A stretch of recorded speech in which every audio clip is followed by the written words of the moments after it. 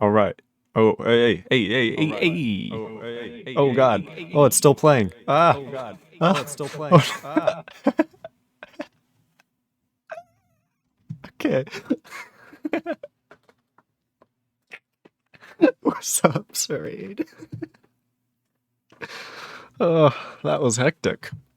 I'm good at this thing. I'm good at this thing. See, I'm a total boomer when it comes to technology, man. Oh, God. Let's just make this notification so I don't forget.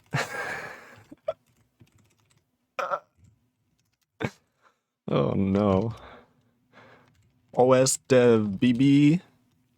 Where are we live? At HTTPS? I said the wrong thing. https://twitch.tv. What? I can't type. It's the morning. I still have morning fingers. I promise. Okay, we made the notification. I'm gonna make sure my chat's still updating. Okay. Everything should be going good. So it says, oh, now I can hear you. Legendary. Legendary. Terrific Table 55 says, hi. So it says, for some reason, I somehow managed to pause the stream, lol. I'm not the only boomer in town. I'm glad. Yeah, I just accidentally had Twitch playing in the background on my own stream so I could just hear my own voice, and then it came through the speaker and back through the microphone and then back through the stream, and everything was going bad. So pausing it probably wasn't too bad of an idea. If I'm way too loud, let me know. I moved my microphone. King Bun says, haha Doge, what's up?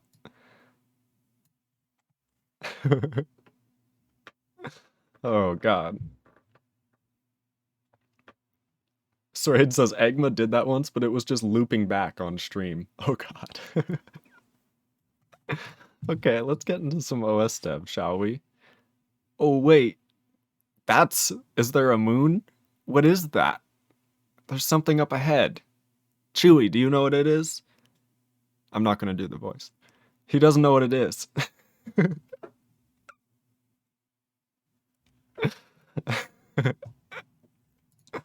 It turns out it's no moon. It's a Suraid pull request. That's right. Dun dun.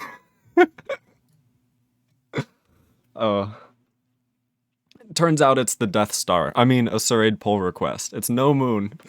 I'm such a nerd. Suraid says his face when I pointed that out was priceless. Oh, screwing up audio stuff is like one of my ultimate fears.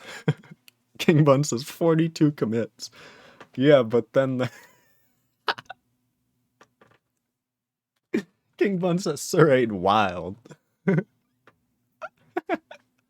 It's true. It's true. It's a lot of work. And I am so glad it's been done, because it's just fixing all the stupid things I did while learning C++ and writing a kernel. Which is amazing. And it's making it King Bun's libc++, Lamau. Yeah, you know, just a little, it's, you know, libc++. You need one of those for a kernel nowadays.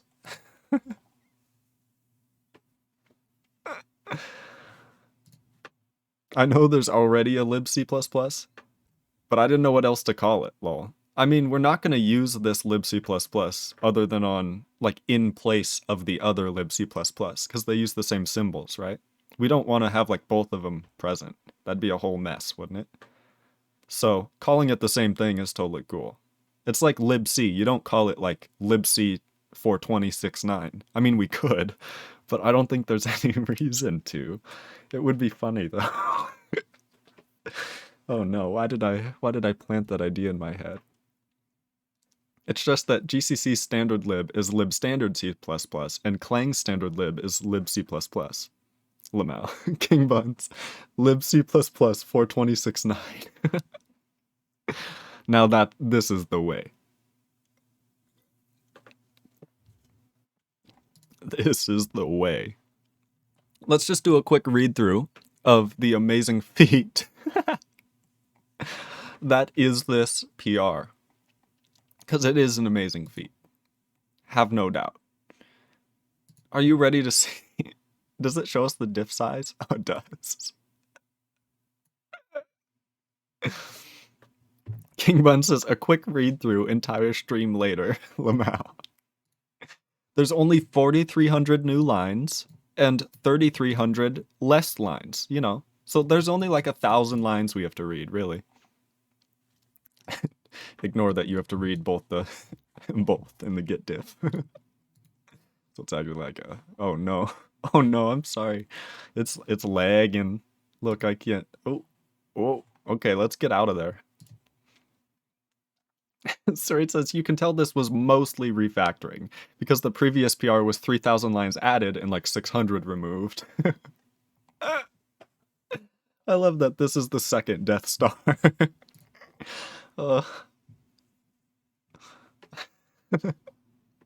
Bigger and better.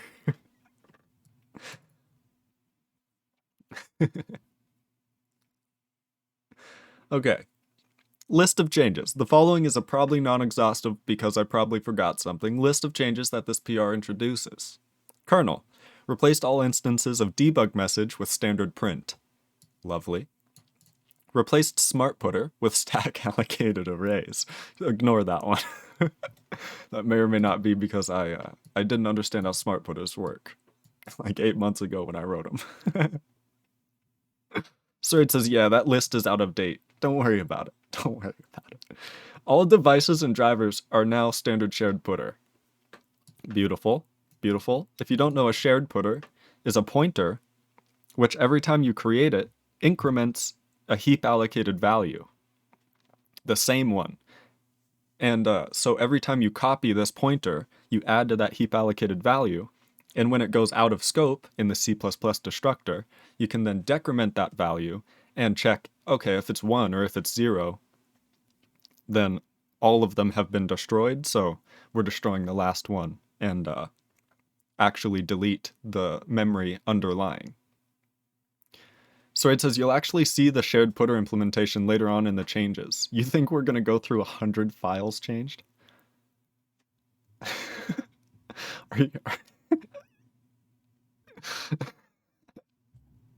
We'd be here for 8 hours, bruh. I've been looking at the changes as they go is how I'm justifying it. Because I've been like looking at your branch and going, okay, this is how this looks. Oh, yeah. So I'm just justifying that. I already looked at it. And we're going with it. We're going with it. Simplified how file systems are handled. That's for sure. So instead of making... Previously, we had like a... what do we have? Move us a little bit more down. There we go. Previously, here, we'll go 42. That's perfect. Same amount of commits. We had each file, and it had... This is just what I came up with in my isolation. Each file had a storage device driver, right? And then the VFS would basically use a list of file system in its mounts, and it would also set something called the file system driver. And to like open a file and get its metadata and read its initial data into a buffer, we'd use the file system driver. But to actually do any reads and writes, we'd use the storage device driver. That way we don't have to talk to the file system every single time we change it, at least to delegate it through stuff like that. And what this also meant is that each file could just have a pointer to a single file system driver. So it's like, oh, this is good. Each file system we have only needs one driver, even if there's 4 file systems of that type.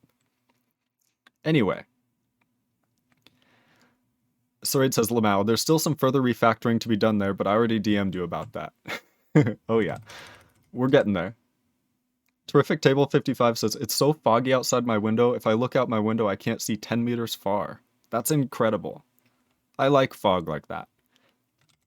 What Saray did was realize that a file system driver should really just be built on top of a storage device driver. So instead of having this, we can have an optional abstraction with inheritance in C++, right?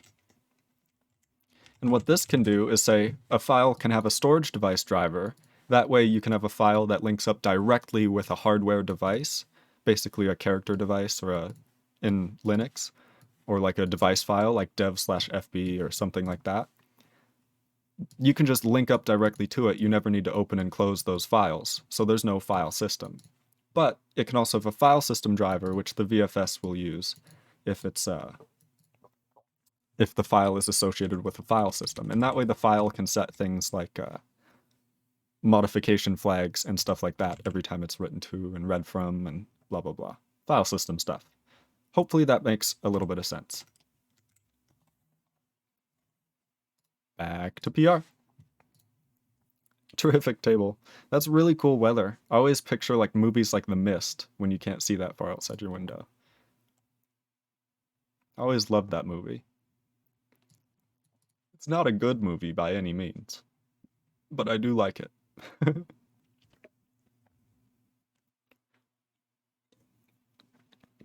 All right, so in the kernel, that's how we simplified how file systems are handled. Replaced some linked lists with standard vector. That's beautiful. There were linked lists everywhere. Quite literally everywhere. That's the only data structure that I wrote in the kernel and then continued to use for everything. I was like, I'm not writing another data structure right now. I'm too deep in it. In the kernel, I gotta write like this hardware driver first for the and that's where I was at. But now we have we have a lib C++ now, so we have things like standard vector in the kernel, which is beautiful. Terrific Table 55 says, it looks really cool. There are a few yellow-orangish streetlights in my street, so the fog has a yellow-orangish color. Oh, that's sweet. That's when I wish I had access to, like, a mannequin, and then, like an entire costume designing set, and wigs, and it's like, oh, I'm gonna make a very creepy picture of, like, a ghost out in the fog. It's gonna be sweet.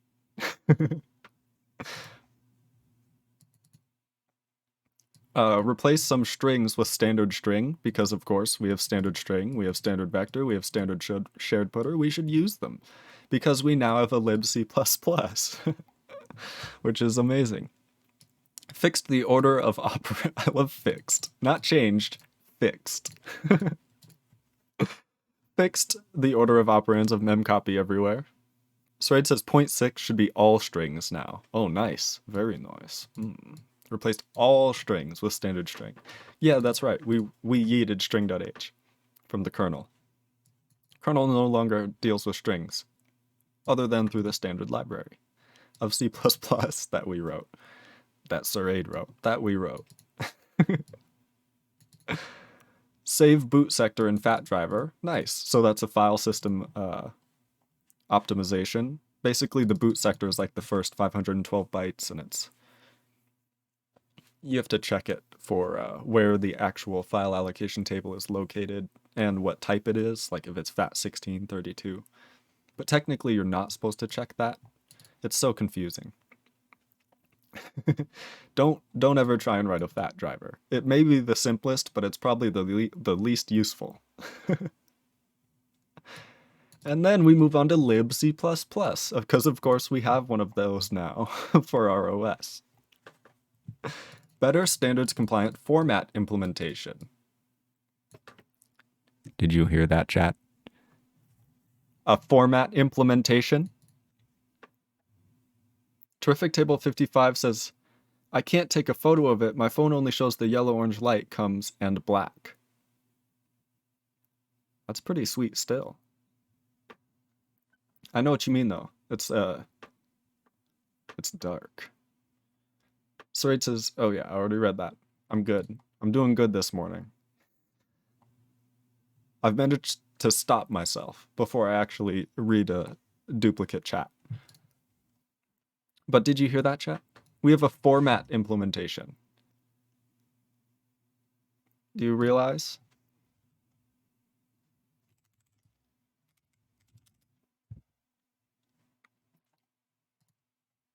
This was added in C++20, and it's not even implemented in almost any compiler yet. But guess what? It is in Lenser OS.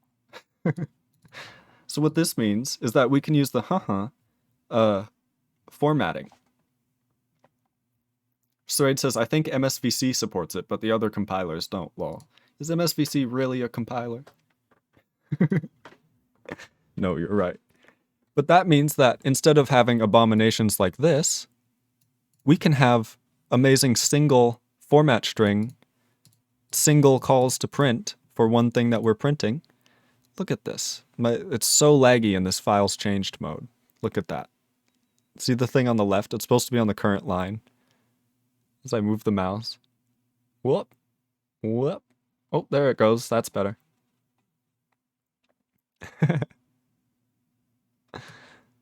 But this is just beautiful.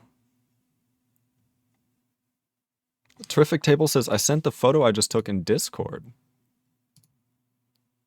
I see. It's dark. I thought it was less dark because it's like midday. It's literally noon for me. So I forgot that time zones exist. I was like, it's bright outside. Sraid says, it's even leggier in my IDE if I don't limit the memory allocated for ClangD, lol. Oh no. That's just in the format header though. Terrific Table 55 says, it's 9 p.m. for me. Yeah, it is not 9 p.m. for me. It is Saturday, the 12th of November at noon, midday. The sun is overhead. But as you can see, debug message has been replaced entirely with standard print and standard format, which is just beautiful.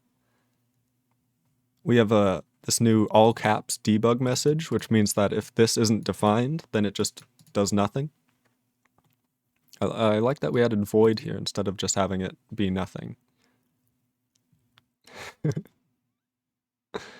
What is Sodawa stare? I've never seen that. King Buns always has the craziest emotes. Sraid says, yeah, it should be void. Yeah. I think that's just, I remember it from the old versions, the first time. Maybe I wrote it, or you wrote it. I don't know. I don't remember what happens anymore. We were able to get rid of all of this? Git diff, are you freaking out?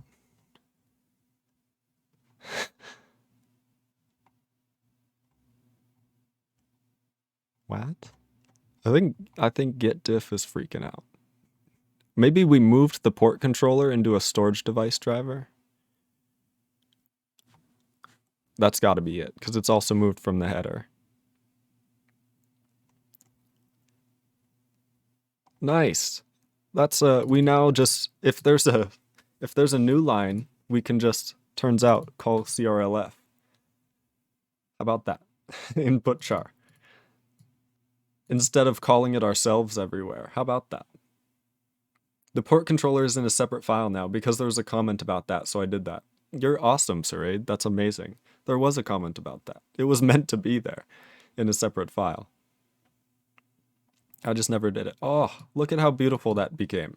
Instead of this, it's now this. Oh, look at that standard print. Those, description dump. Capabilities. CPI ID. FX save restore. Floating point unit. Streaming SIMD extensions. What is that? Something like that. Xsave for AVX saving all them registers. AVX. And then if they're enabled, look at this. Do you get it? We can also add a format specifier to the bool formatter. What? To print true in green and false in red. Oh, that'd be sweet. It's a great idea. We see that strlen is now an extern C, which is a good thing.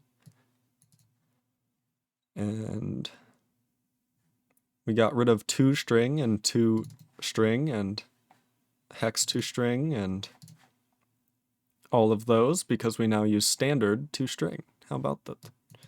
We don't need these anymore. We can just use format. Look at how much stuff we don't need anymore. This is all beautiful. Gone. Ooh. Ain't that nice? Now we can just standard print. Sorry, it says, or at least I'm going to add that. Okay. Along with that, the format implementation. Beautiful, beautiful format implementation. We added weak putter. Sysroot added weak putter. I'm not up to date on what weak putter does, but I'm pretty sure it means that you can have a pointer to a shared pointer without actually ref counting it. So that the weak putter kind of just acts like a regular pointer to whatever the shared pointer points to. But that is incorrect, most likely. Do your own research on what a weak putter is, because it's not like I'm experienced. They're still kind of foggy. Sysroot says sorta. Basically, a shared putter contains a pointer to a value and a pointer to a control block. Yes. And the control block is like the heap allocated number. The control block contains 2 ref counts. Oh no. One for the value, one for the control block. Oh no. A weak putter keeps the control block alive? Question mark. Sysroot, shared putters increment both. Weak putters only the control block. Sysroot says yes. Okay. So a weak putter basically keeps the heap allocated value, the ref count, on the heap, and it doesn't let it get destroyed. But the data that it actually points to underneath it, that it is ref counting, it doesn't actually keep that around. So it says a weak putter allows you to hold a pointer to a value and check if it has been destroyed. Yep, just like a regular pointer. You gotta check for null before you use it. Unlike a shared putter if it doesn't keep the value itself alive. That's right, that's right. So it's just a way to interact with shared putters in a different way, with some, in order to fix some problems with deadlocking, basically, and things not being able to be freed if they point to themselves, and stuff like that. Fixed comparison operators in standard string. Apparently they were wrong. Added standard static pointer cast in Friends. What is that? And you can get a shared putter from a weak putter by calling lock. Nice, so I'm sure, yeah. Which makes sense because all it has to do is increment the value ref count, and then it's a regular shared putter. Standard static pointer cast is like static cast, but for shared putter. Okay. So you can make it a weak putter or a regular pointer or anything. At compile time, crazy. Craziness. Simplified parse vectors, sparse vector a bit and introduce specializations, that's a hard one, for smart pointers. See, that's one of the cases where I do the post-alveolar thing I posted in the linguistics channel. That guy goes over where you make everything post-alveolar in clusters, instead of sp. I don't know. There's no cluster here, it's just an S. But the fact that I have to say isations makes it weird to start with specializations. It's really hard to say that. Sysroot says basically you're casting a shared putter to another shared putter. Oh, okay. So you can cast shared putters between each other. Craziness. You can see an example of that in the fat driver, for instance. Because we have we're creating a shared putter to a fat driver, but all we have is a shared putter to the underlying base class, which is the storage device driver, right? It returns a shared putter to the base class. Yeah. So we static cast it into the inherited class that we know that it is, and then beautiful stuff.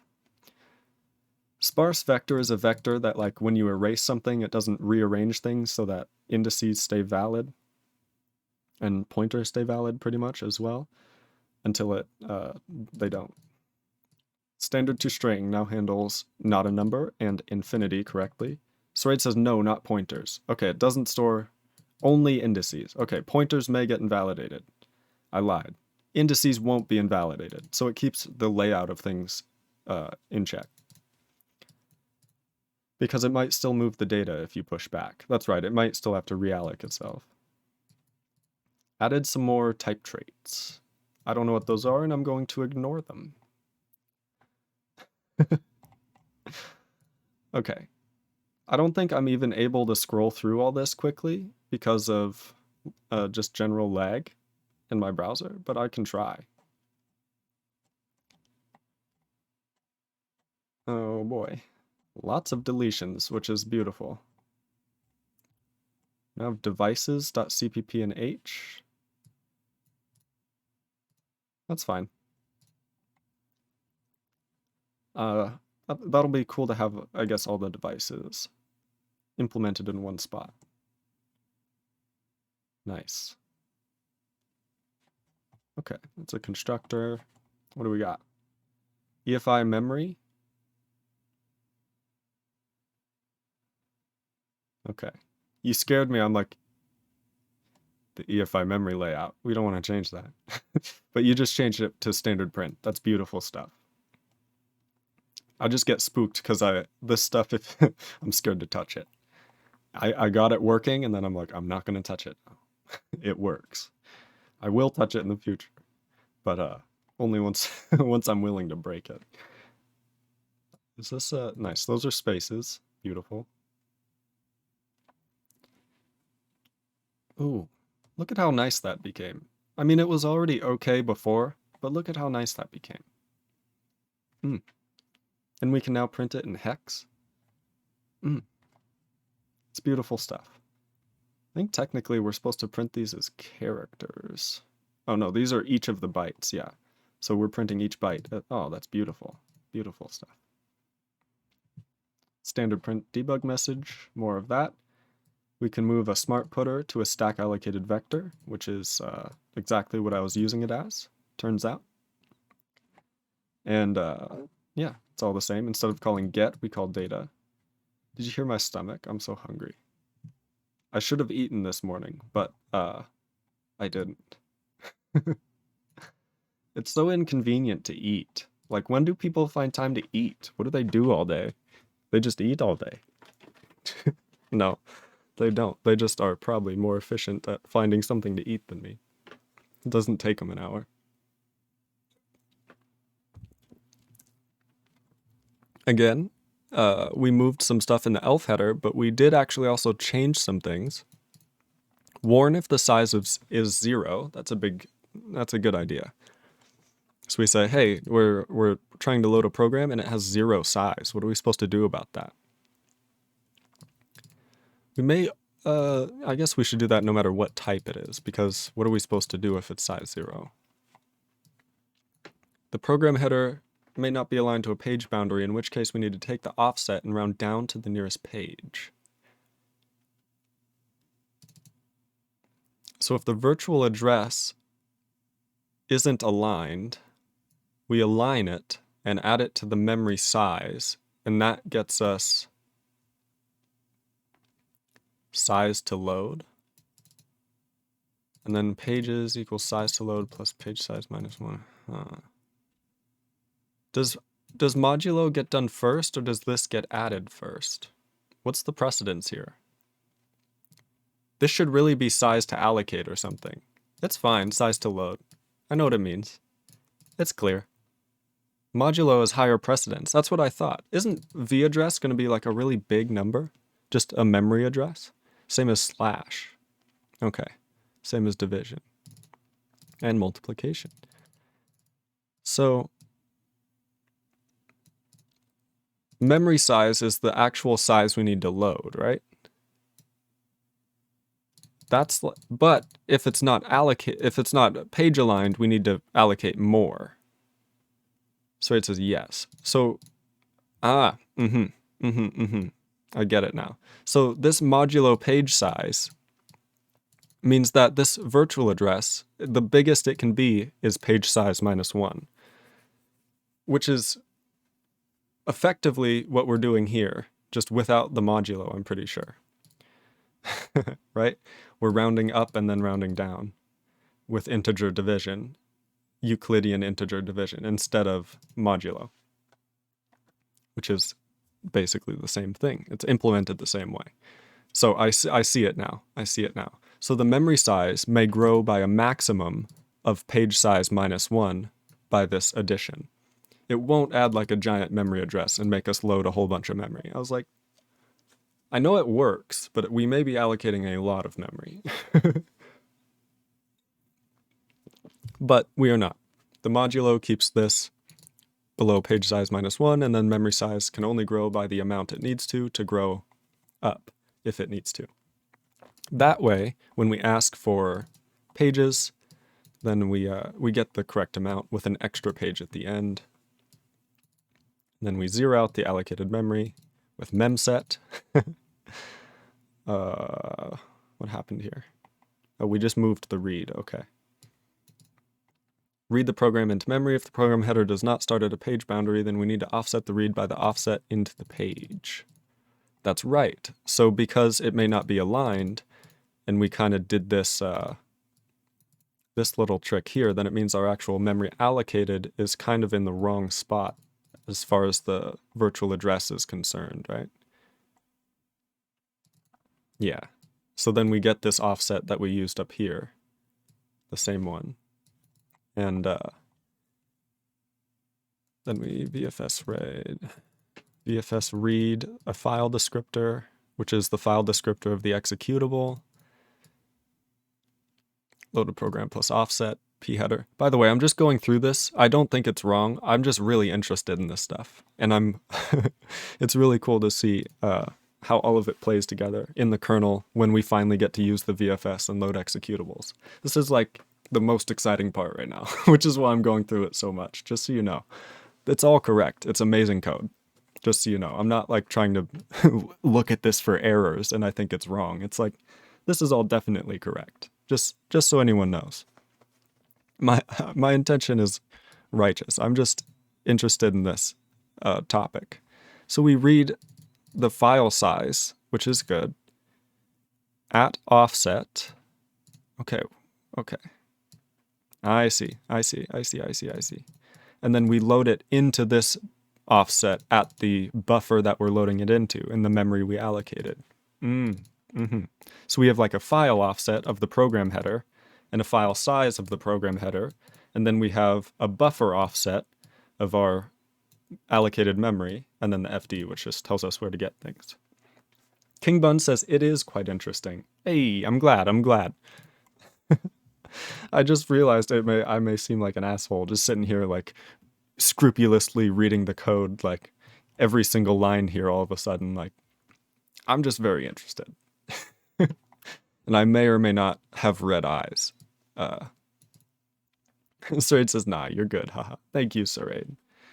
Thank you. It's just all so interesting. It's cool we finally get to use stuff that we've written, like vectors, and that you've written, like vectors and this debug message thing. That's actually huge. That we don't have to have these if-defs and end-defs all over the place. Like, oh my god. So amazing. It's so good. It's so good. It's going to be like a new kernel. We should just call it LinzerOS 2.0 at this point. Standard print can allocate process structure for new user space process. Look at that. I love that it's the same amount of bytes. Do you ever love when a refactor happens like that? Like, this is so satisfying to me. When you delete a line and rewrite a line differently, but it turns out to be the same length, and it like, it's just, it's beautiful. It's beautiful.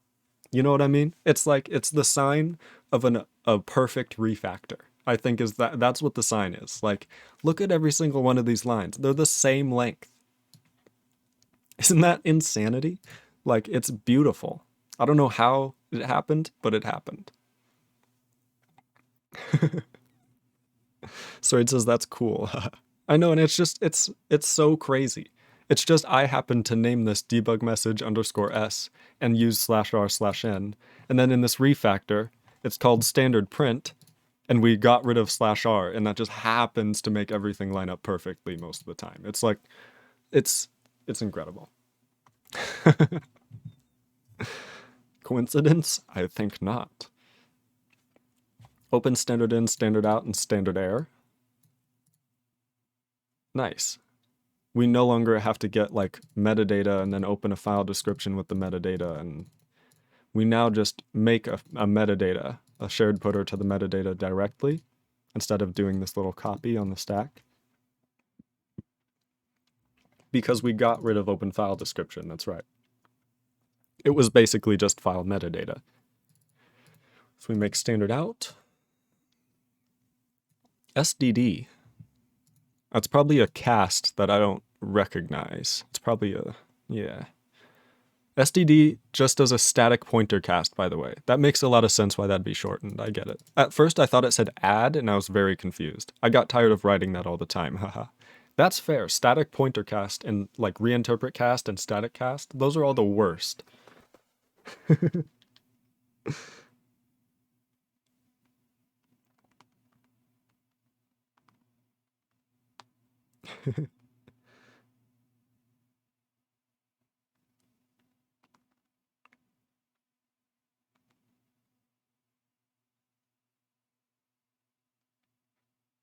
Okie doke, okie doke.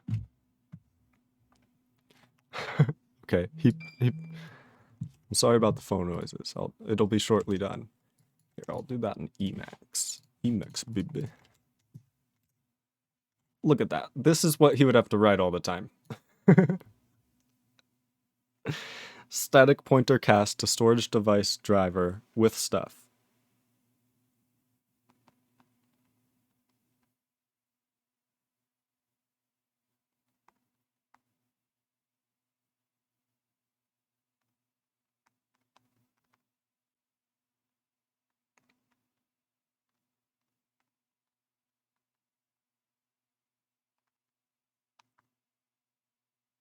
Alrighty.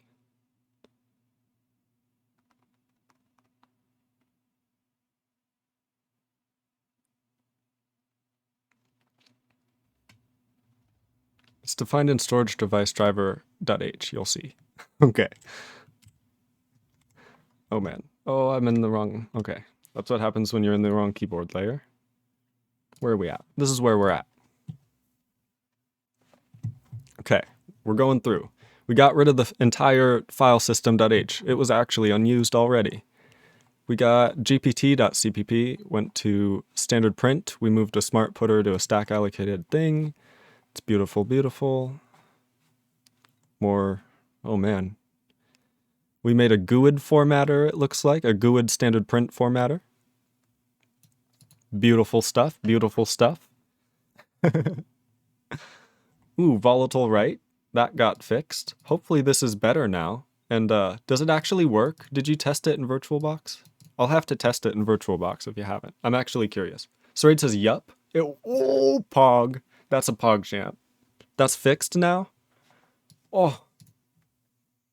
I didn't test it in VirtualBox. Oh, rip. That's the only one it was broken in. It caused an error on boot. I don't even know what it is. Like we were writing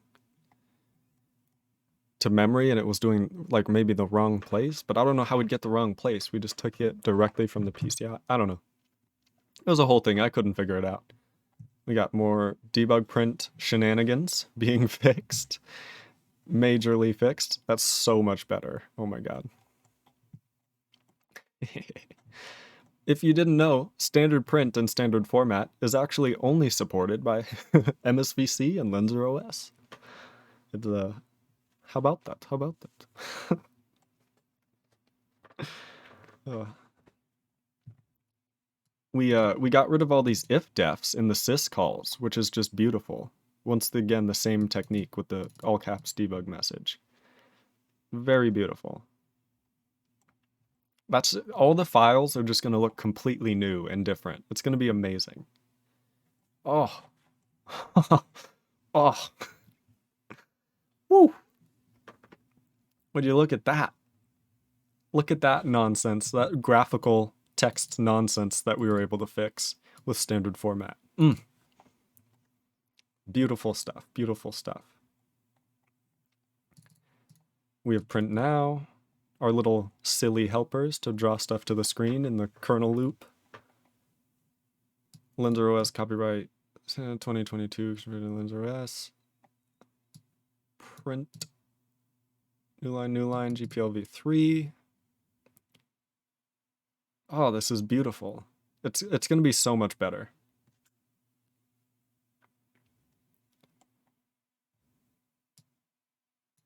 Nice.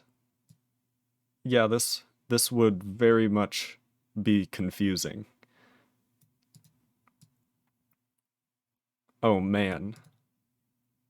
So the thing is, we can be halfway through this execution and then jump to a userland process, which means that then we'll eventually get back here, but if we halt, then if we're in a userland process, that means it's still halted, waiting for an interrupt. And in userland, I mean, you still do jump to the interrupt handlers in them. So, oh man, that'd be a mess. That's just confusing to even think about putting a halt in this loop. Because doing it here just makes the CPU lock up.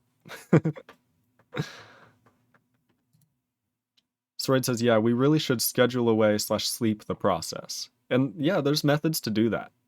We have timers, right, with ticks. You can get timer ticks. Second since boot, there's also like a dot tick. So you can get like some integer number. And then we know the hertz, the frequency that all these timers are at. And then all we'd have to do is here's the thing, either have an interrupt, an unrelated interrupt, check for any schedule, like any things that need to be unscheduled. So like in the scheduler, in the switch process handler, we would have to also check, hey, do we actually need to start running any processes? Is their timestamp passed? That's at least how Unix uses it. Sroid says the problem is we'd have no processes to schedule. We could do it like Windows and spawn a process that just idles. Well, if there's no processes to run, I mean, we should just like wait, right? Just wait in a loop.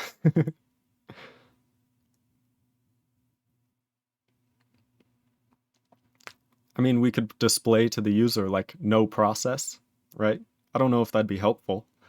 When would it, how would that ever happen? That would mean like the init process wasn't found, right? It'd be confusing. Well, right now, you're right. Right now. If we did that change right now, you're right. If the kmain loop is sleeping, there's nothing else to do. Yeah, so it says then there's nothing to run. He right. But what I'm about to do next is going to change all that.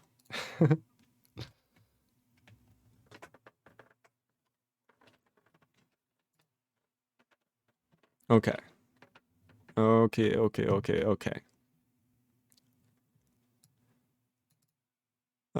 For auto device, major storage, minor AHCI control. I'm pretty sure that's all the same. It's just moved. Why did get diff? Oh, because it's just for instead of if and for each. Nice. Which means we can break out of it. I'm pretty sure is why we did that. Do we ever break out of it? Why'd we do that? I don't know. It's a vector now. Oh, nice. That's why. There's no longer a for each. And it's just cleaner, too. Comme ça.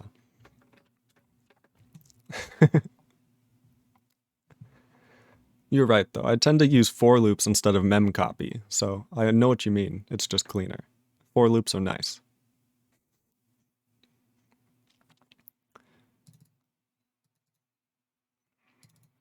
So we now keep a storage device driver directly in the device, the system device. Not every one system device will have one, but it's not really a big deal to have 8 bytes as a pointer around in the others because it's used in so many. Most things will be storage devices if we want to actually talk to them through the file system. That's how they're going to be represented in the kernel. And system devices with a storage device driver, which means etc. Yeah. That's actually the first one. That's not the storage device driver. That's not the port controller. That is the port itself.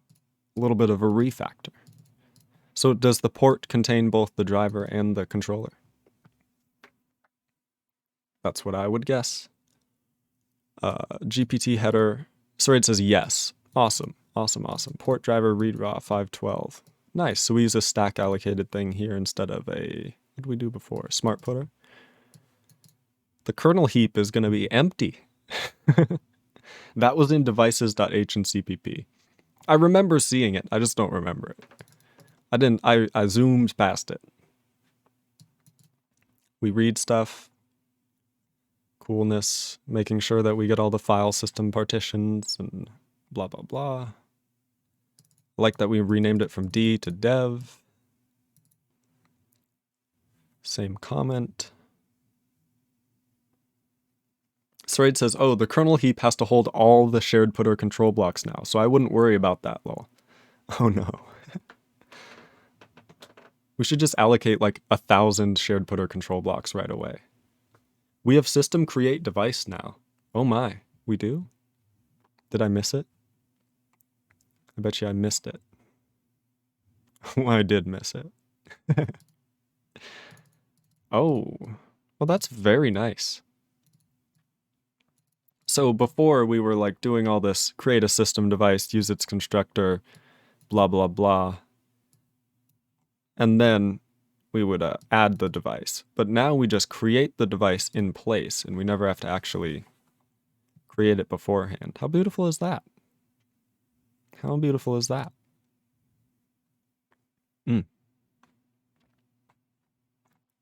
Okay, VFS. For every storage device that we know how to read write from, check if a recognized file system resides on it. Yep. Do the thing. Discover the thing. Make the thing. Lots of debug message to standard print. Initialize standard out driver. I'm sure that just moved. Question mark. I'm sure it just moved.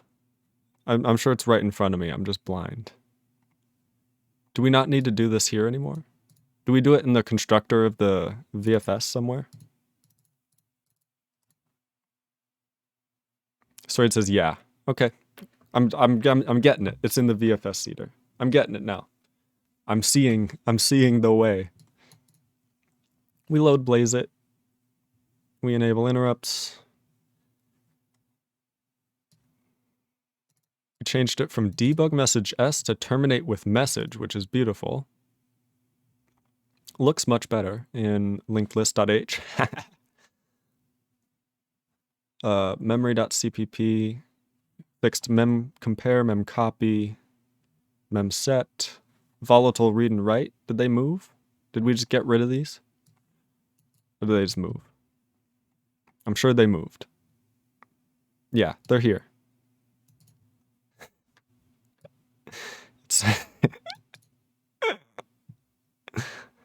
much simpler.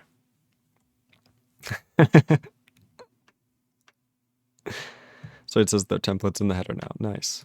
Operator quote, kilobyte, unsigned long size. So it says, don't worry about that. That's a custom literal. You can override operator quote? I didn't even know this. What is the return value? Oh, it's to hold the size of the kilobytes to bytes? Is that what that is? So it says, no, you can create custom literals. I didn't know that. Like 42 LLU. That's insanity. You can do 42 kilobytes. Instead of this nonsense? Oh my god. I wish I was less dense. Huh. Should that be angle brackets? Custom literals that don't start with an underscore are implementation defined and the compiler won't let me use them. Oh no. So I need to figure out a way to tell it to let me do that. GCC flags, help. Lots of stuff. Auto extension, just an auto change. Heap stuff. No more if defs all over the place. It's beautiful. It's looking good. It's looking good.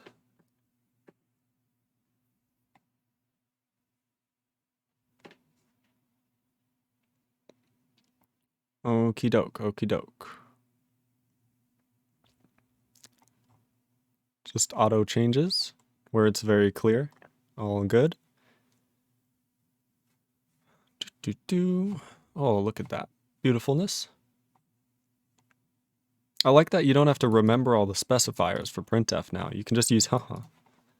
And it's a kind of a universal format specifier. So it says exactly, haha. Yes, yes. More of these perfect refactors, by the way. Beautiful stuff. Same length on the old and new line.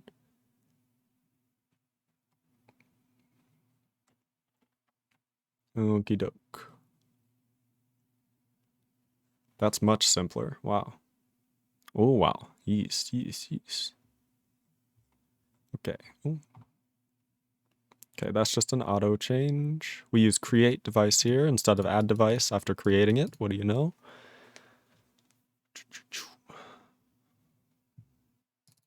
Unmap the function address.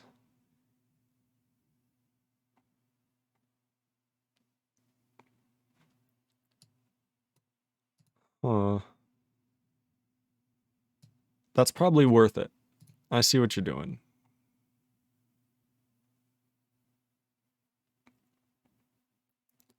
Do we do it in all of them? We don't. We only did it there. Was that there before and get diff is just freaking out? What is that? Unmap. I'm scared of this unmap.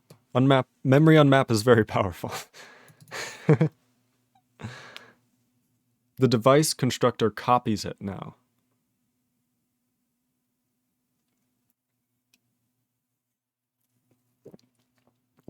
The function address is a hardware memory address, though. What?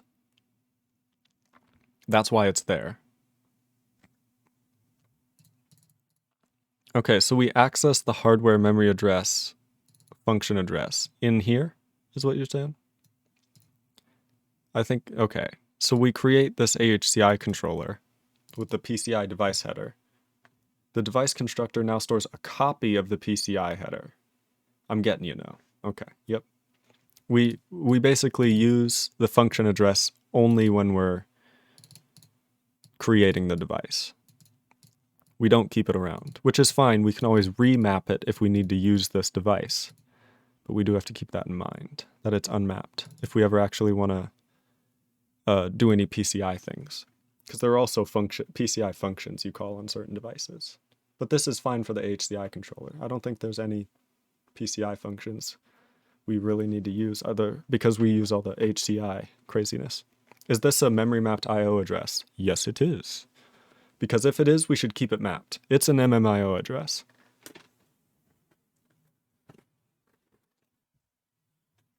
That's what I was thinking. I'm like, unmapped scares me here. Because this is all PCI device header stuff, which is all you're getting memory from the bus of the CPU bus, or I guess the motherboard bus, just the computer's bus. But yeah, so you're actually reading memory mapped IO through the bus. So it says, I'll change that real quick then. You're a legend. Beautiful. Beautiful stuff. Because technically we only need to unmap it if it's not valid, which I think we already do. Yeah, here. Beautiful stuff. Thank you so much, Siraid. I can't believe I saw that in my quick scroll through. I can't even speak. We now no longer need this 2-hex string. We can use standard print. How beautiful is that? How beautiful is that?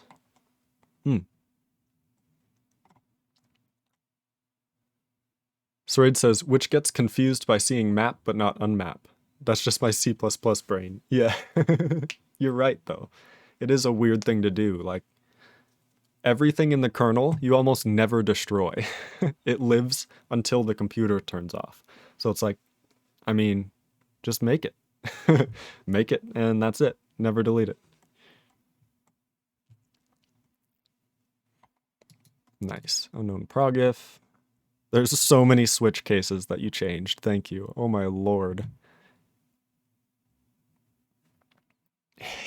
Why did I use an if and not a switch here? Oh, I'm insane.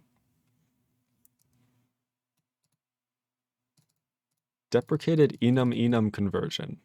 You're not allowed to convert enums to each other anymore? That's insanity. Ignore.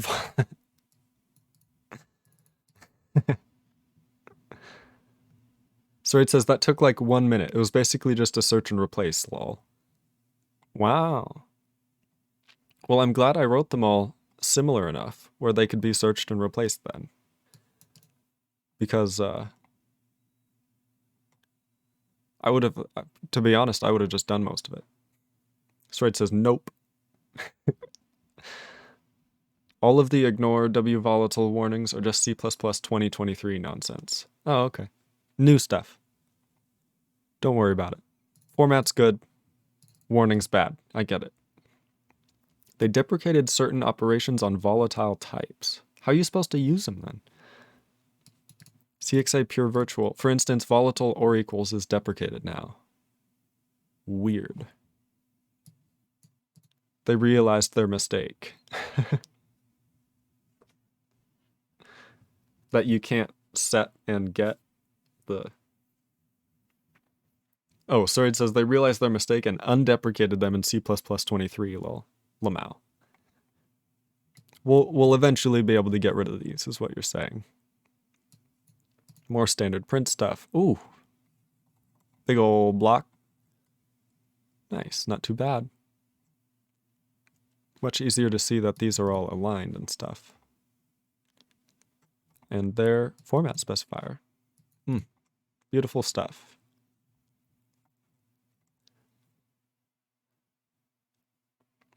Okay, that had me going, but this is memcopy, where the order was changed. We just got rid of /r in the assembly, that's fine.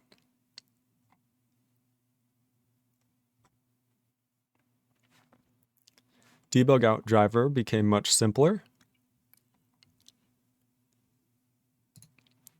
And also more complex. So we have open and close now, which doesn't really do anything. And then we have read raw, and write. Interesting. I like it. So it says, yeah, as I said, the driver stack still needs some work. It's doing pretty good. It's better than it was with just read and write, you know? I think it's making more sense. Storage device driver. We're probably going to remove open close and then make this a whole thing. We kind of need to differentiate between high and low level drivers. Are you saying that my separation between file system drivers and storage device drivers may have actually made sense? Is that what you're saying? If that's what you're saying. No, I'm just messing with you. It's better to have this level of inheritance and abstraction where we don't need 2 drivers for everything. So it says the implementation was a bit convoluted, but it makes sense to do that. Exactly. To some extent, at least. So what if we just had like a file system driver inherit from storage device driver? File system driver would have these as virtual, and then any file system driver could inherit from file system driver, and they would use close and open in the VFS close and open. And then in the VFS, if you try to like close a file, you'd say just only close it if it's a file system driver. Can we do that with like type traits? Is that horrible?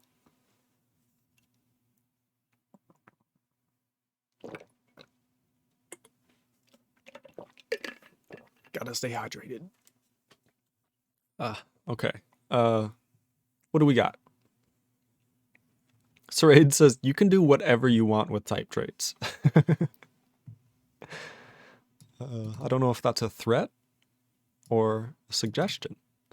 This should be replaced with file metadata that stores the offset and is passed directly to the underlying driver.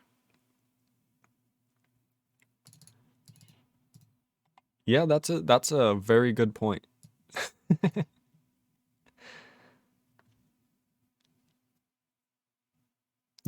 Especially using C++20's requires expressions. Ooh, I don't even know what those are. And yeah, the GPT partition driver should probably get yeeted. It's the first one I wrote, though. No, you're right. It doesn't do anything. I realized that when I wrote it. I was like, all this does is call the same function that the VFS does. And I ignored it. I was like, it stores the GUID, you know, it's useful.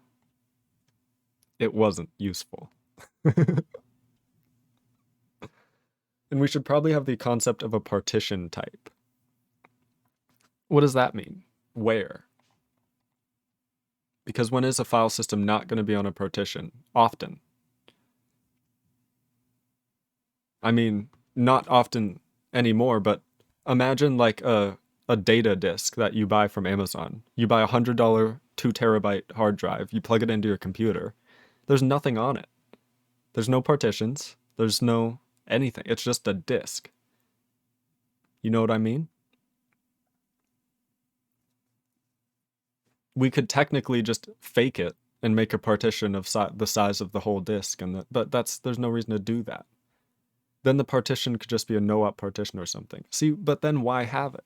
There's no reason to require things that aren't needed. We want to stay as minimal as possible, not as complex. The thing is, we need to add the offset somewhere. So you're saying the GPT partition driver should stay? But it being a separate driver is a bit too much. I don't think it's a bit too much.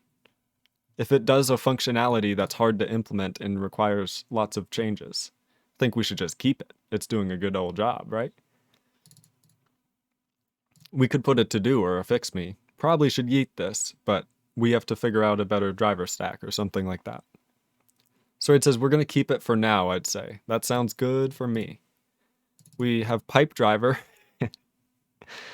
Oh, that's right. I forgot about the pipe driver. Okay, pipe driver is the storage device driver that handles pipes, baby. And it looks like it moved to a free list and a used list instead of just making new ones and freeing things. We don't allow moving, so we don't accidentally move a pipe buffer while someone is reading from or writing to it. That's a good idea. We don't delete it because it's now a what? I see. It's just a thing within itself. So the pipe buffer itself can be heap allocated, and the data will be. Is that the idea? I think that's the idea.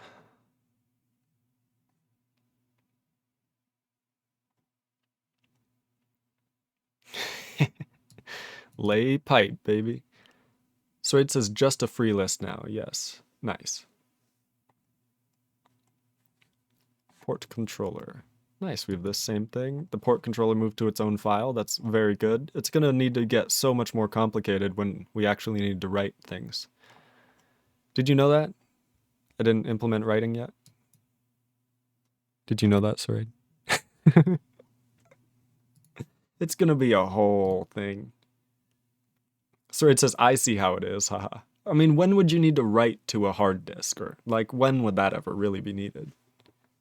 Who writes to their hard disk? Like, you just ship the computer, the OS, with everything it needs, and you never need to write anything, you know? Also, I clicked show more, and it is not working. Oh, it's very unhappy. Oh, there it is. There it is. We probably got to 50 files. There's so much more to get through. Look, there's so much more to get through. Okay, we're going to speed run this. Okay, what was that? Nice, we just moved the order of memcopy. Changed some things to a vector. Renamed Okay, BR is no longer a smart putter, it looks like. It's a... Yeah. Okay. Oh, no. Oh, no. Okay. We have a fat driver. So this is the new fat driver. Okay.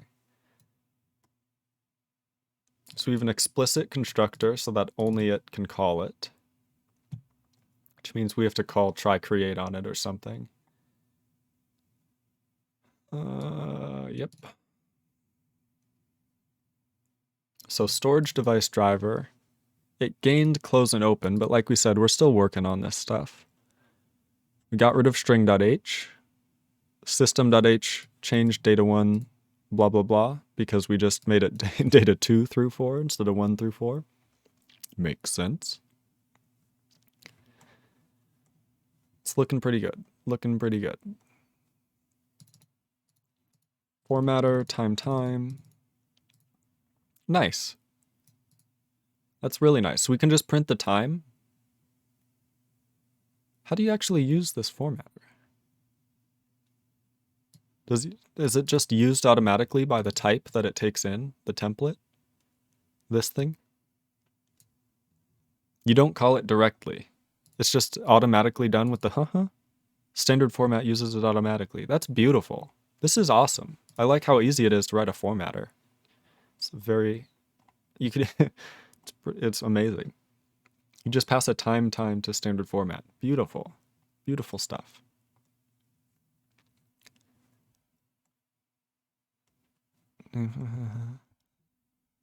Oh, it's just indentation.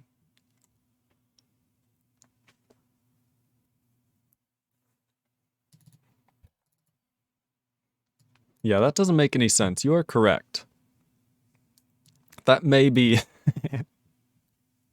maybe an issue. We should probably make that use size. So it says, yeah, I don't indent writing a namespace. I don't really care if it's indented or not. I just, it doesn't change it for me. I care if there's multiple namespaces, it should probably be indented. Because it's confusing to be in like 4 namespaces deep and still at the very left side of the file. Like, it's easy to forget. Complete a loop back test to verify all as well. More just indentation stuff. We're good. We did change this a little bit, I believe, because we already handled it in the lower driver, question mark? Yeah, here. Okie doke. And it's been fixed because there was a bug where if you had an M after the M, everything would crash horribly.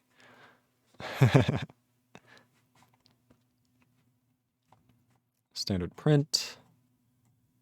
Ooh.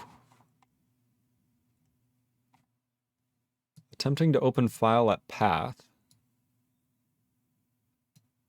It makes no sense to search file systems whose mount point does not match the beginning of the path. Yes. And even if they're mounted twice, we'll still find the second mount. So for every mount, the path doesn't work out, which is basically this stuff. Then continue, otherwise get the path,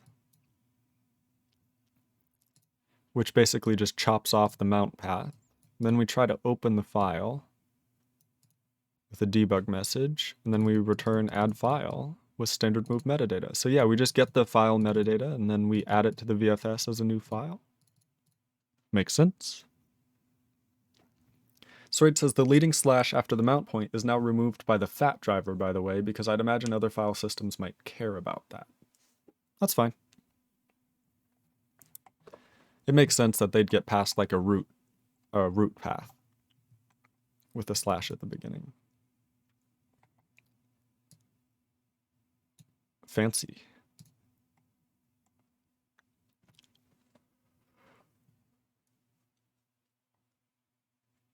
Looking good. Became a member function instead of a member. Also, I've added formatters for procfds and sysfds. Awesome. That's very cool. That's very cool. We have standard include array now. Here's libc++. Or is that libc array? No, that's libc++ for sure. Yeah, Sword confirms. We have __ bool now, which is interesting. That's probably in the libc or in standard C++. Standard C++. That way, if it's in C, then you still have bool, I guess. Define infinity, not a number. Is nan is infinity. Ah, yes. Return if a number does not equal itself. Completely understandable stuff here. So it says no file extensions, hence no syntax highlighting. Cry. Yeah, that's how it is. I don't really, it doesn't bother me with no syntax highlighting. It is different. It's harder, right? You don't automatically see things like, oh, that's a keyword. This is a type. That's the name. But you do, I'm okay with it. Sorry, it says it bothers me a lot. I see. Yeah, I don't know. I don't think I really need syntax highlighting. I could just write code like this. It's just the bytes. I'll do that from now on for Serraid. Just write all of my projects with no no extension. Sparse vector base. That's right. He talked about the sparse vector being changed a little bit. Sorry, it just puts an eyeball in chat. I feel watched. There's a space added. Nice. That's a good thing. Now they all align. Beautiful stuff. Lots of memory stuff. I'm going to trust is correct. String stuff.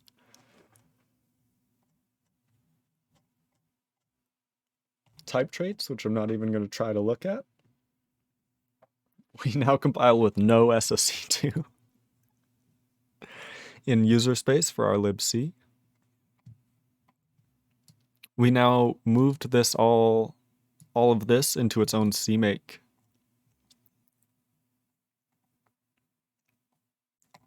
Where is that? We moved all the installation of the headers into its own Cmake script. Soraid says that was the weak put or shared putter implementation law. Yes. Yes, it was. We can look at them if you want. They confuse me, man. We have in quick exit, which is now __ bool. That should fix things. Hopefully we can compile the toolchain now. Soraid says it's not that bad. We all know. We all know, Soraid, what it means when you have to say it's not that bad.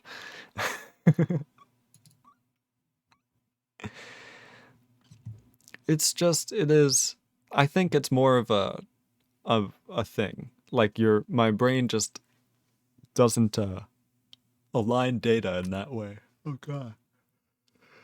Sorry about that. I'm yawning.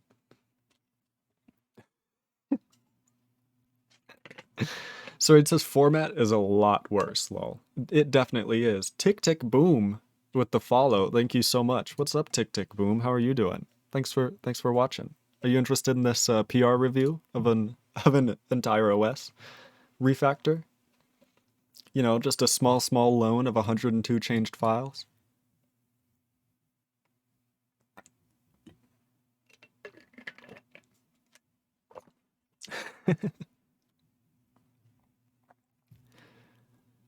We have an unused parameter in cterm ID, which of course we now support.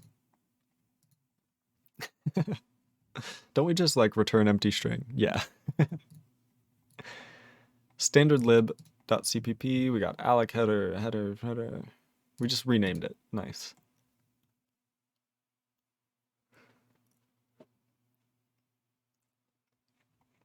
Like it. I like it.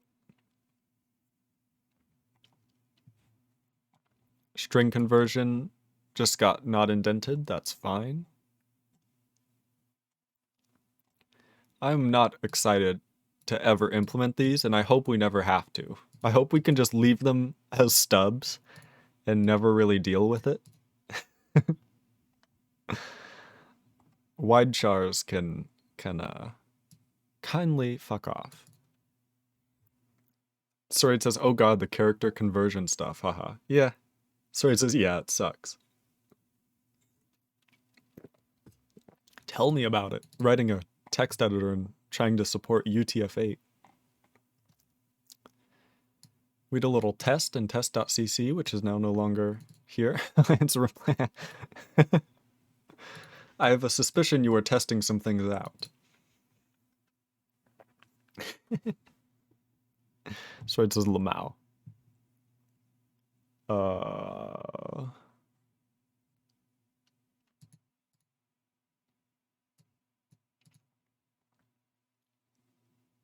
So this uses ctest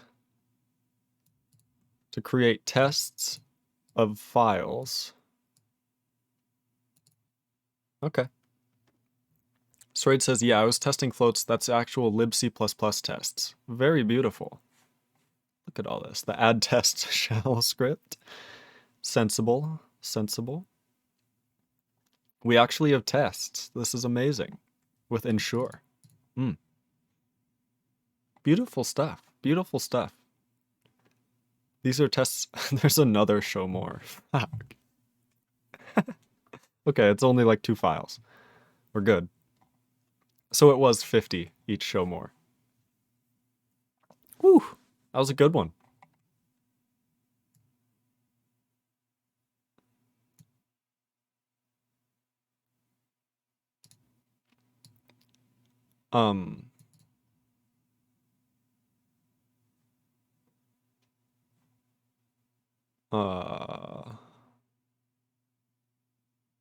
May I ask? Use syscall to concatenate the string. Right. Sraid says this creates an error message. Okay. Okay. Without any dependencies except for syscalls. Sensibly, yeah.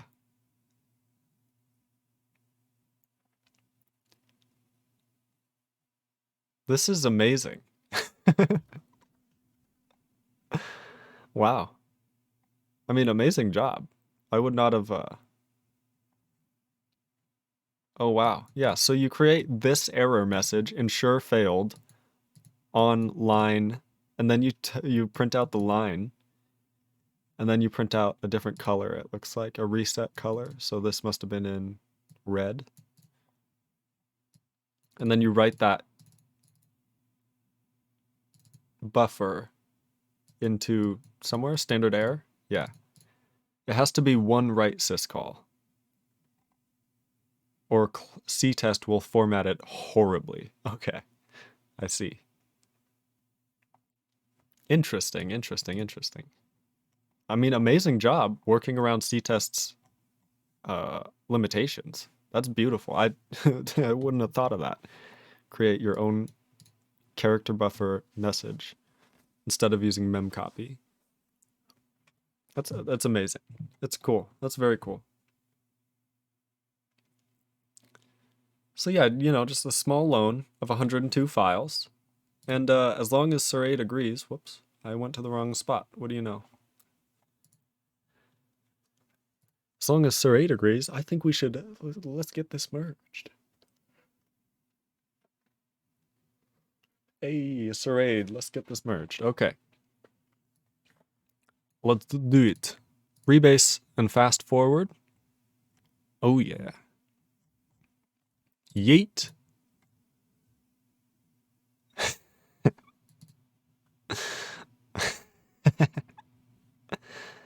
Damn. What is the conflict? It can't auto-merge. Oh, and by the way, I usually read LGTM as looks good to me, haha. But you can read that in like 3 different ways, lol. Merge conflict checking is in progress. Try again in a few moments. Rip. Reload. Oh no.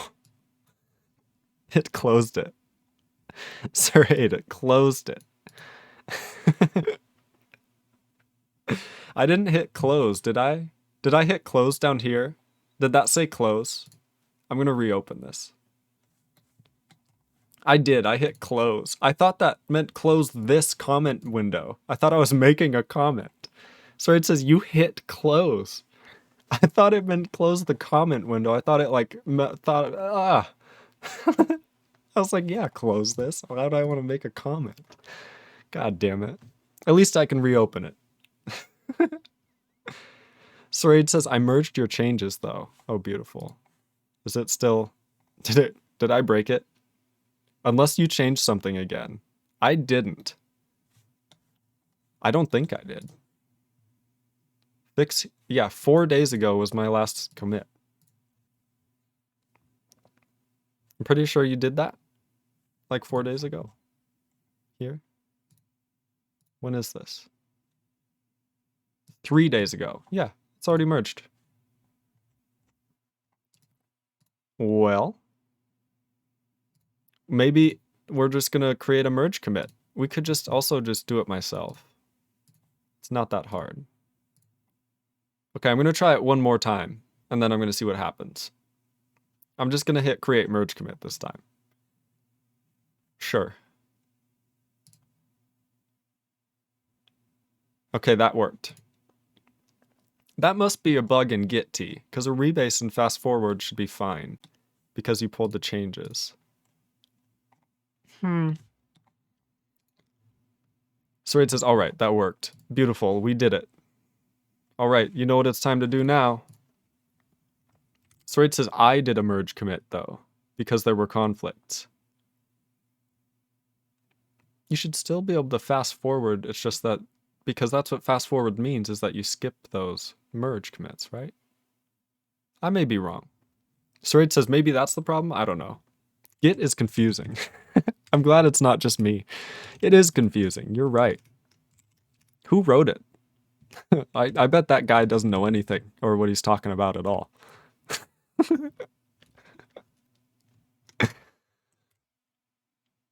Flameless OO followed me this minute. I love that it says this minute. It's not like now. It says Flameless OO followed you this minute. It's like, it's so intense. Ignore all these. Make another stash. For the moon PR.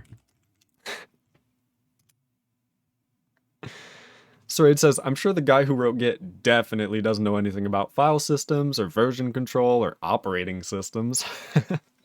No, not at all. Obviously, we're way more qualified than that guy. I mean, what? Git is so confusing. I mean, why would he even make it like that, you know?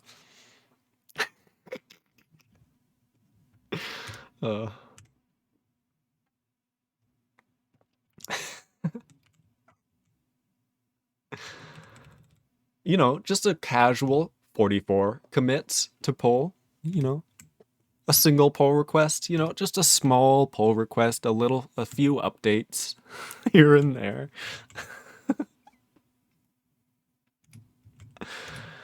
Okay. Unpulled from origin main.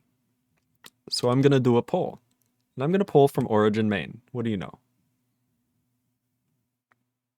Hey, it worked.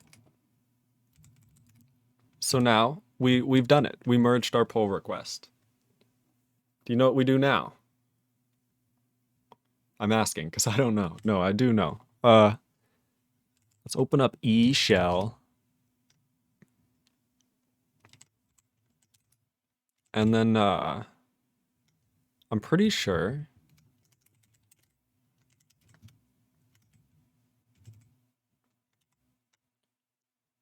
Serade says, pop your stash and watch the world burn? Oh no. Serade says, maybe try running it first, lol. Yeah, we're gonna try.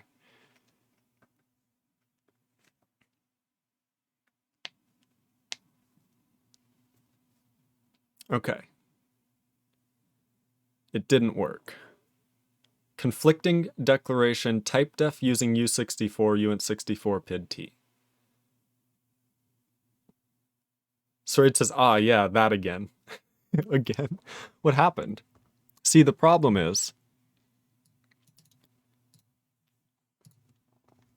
source, kernel source scheduler. Posix PIDs are I64, ours are U64. Right, signed, unsigned. And an internal type def is conflicting with one in Libc. Internal where? But stuff like this works, right? In the kernel. Internal in scheduler.h. I see. It's kernel libc shenanigans. Let's see, user libc. I'll get there. Okay. Where is it? In here.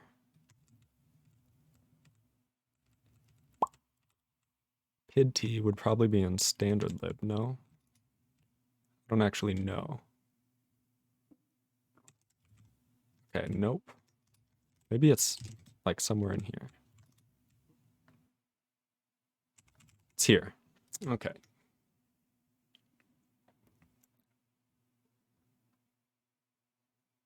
So it says, I did add if and def kernel around it, I think. The conflicting decl is in types.h.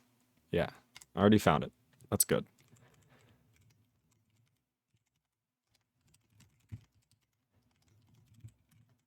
I mean, whoops. Just let me remember how to do this. That didn't work. I thought I had, oh, I must not have it enabled. Yeah, I don't think that's too insane. Okay. One more try. Okay. One more try. Did that all go well? We built standard out. What did we get through? We built blaze it. So we built the kernel then. So we build libc. We build, where is it? Standard out. We did, so when building the kernel, when building C++ interrupts library, conflicting declaration type def using in file included from standard IO, which goes to interrupts.cpp, which goes to types.h. See, this is what happens if you're compiling without colored error messages. You can't tell what's going on, Lamau. It's not that big of a deal. Is kernel somehow not defined? I don't know. How would I know? Where does it get defined? Is it in the Cmake for the kernel?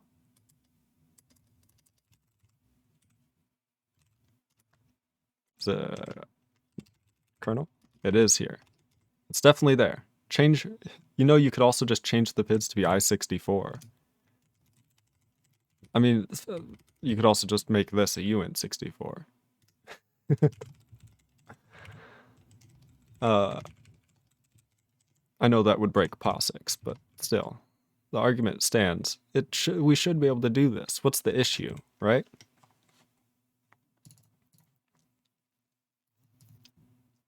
Let me see what the Posix requirements are. One sec. Okay.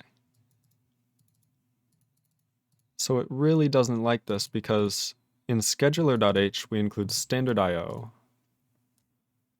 No. Interrupts includes basic render, includes string, includes, yeah. And that gets all the way up to scheduler.h. Somehow. From, yeah. Posix says that it's a signed integer type. RIP. Why? Why would it ever need to be signed?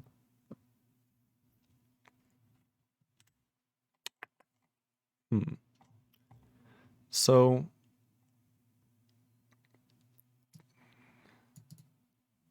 I'm just using Cmake to build the kernel, with target image GPT and clean first. I don't know. There's not much else I can do there. Do we use PID anywhere?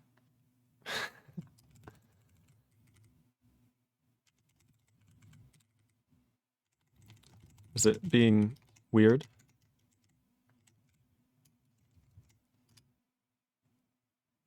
Whoa.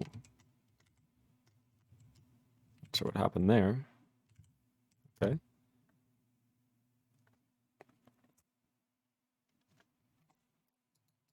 Yeah, it's still just complaining. I tried. I think I forgot to add a not. Can you put if and def kernel error, kernel not defined if? Yeah.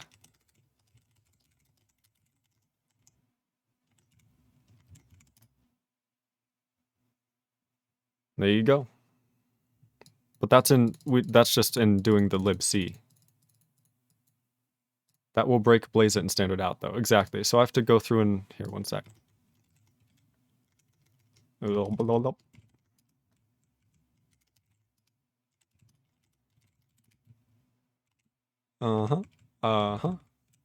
So this builds the kernel. Yeah.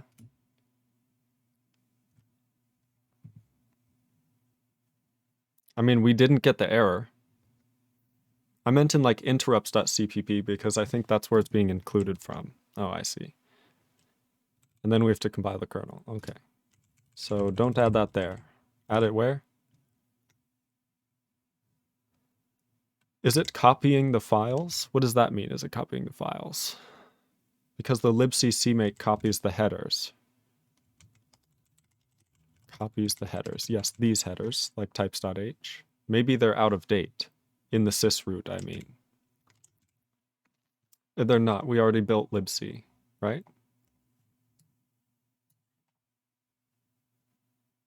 Pretty sure we did it.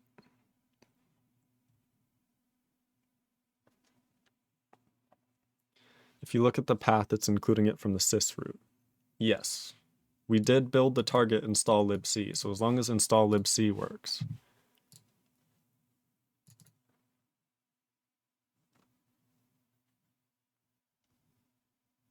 Right? Am I wrong? I didn't write install libc, you did. Does it install types.h? It should, right? It calls like install headers, installing libc headers. You'd assume that does types.h. So it says it should. Okay, I'll check. Root include. Oh, you guys, hold on.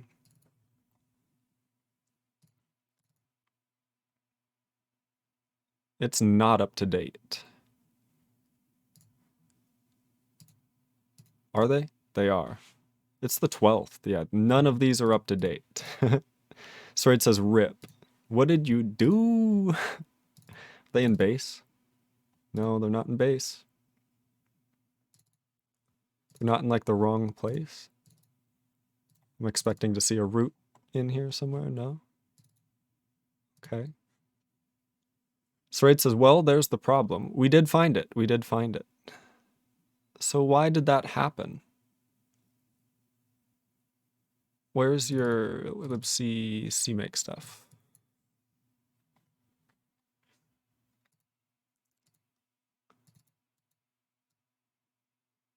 So that should be user/libc. So this would be /user. This would be the root. And then we go into root and include. Then we glob libc headers, bits headers, sys headers, which is include sys.h.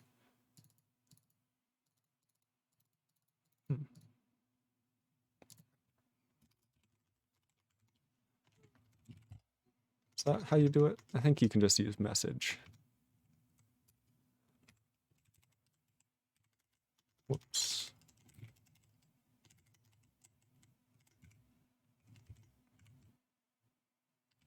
Okay, hold on. Okay, I think it's already gone past.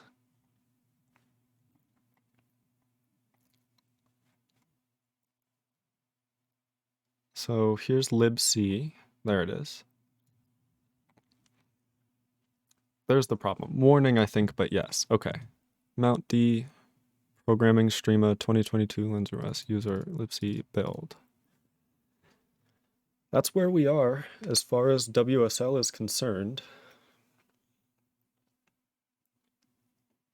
But it's wrong. You see what I mean, Saraid? It's within the build tree. It's in the wrong spot. Because that would mean that we need to go ... and we only do ... We need to traverse to parent 3 times.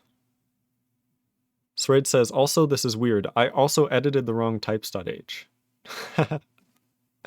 Ah, that's why the ifdef kernel is missing. I see, I see. So this is ... I'll fix that real quick. I will as well.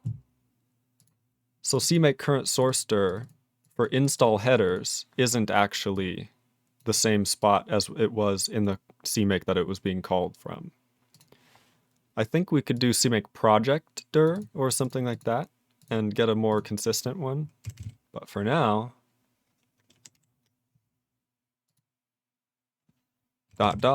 will just be added into each one of these. Also, I did it backwards. Lol.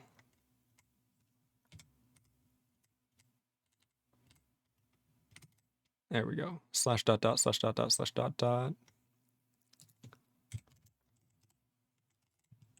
Okie doke.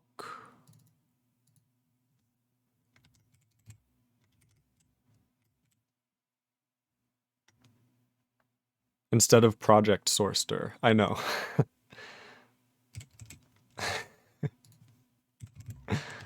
It's fine. It's fine. Yeah?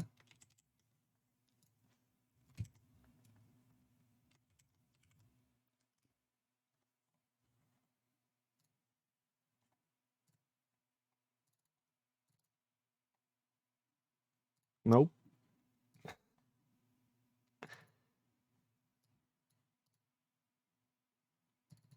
So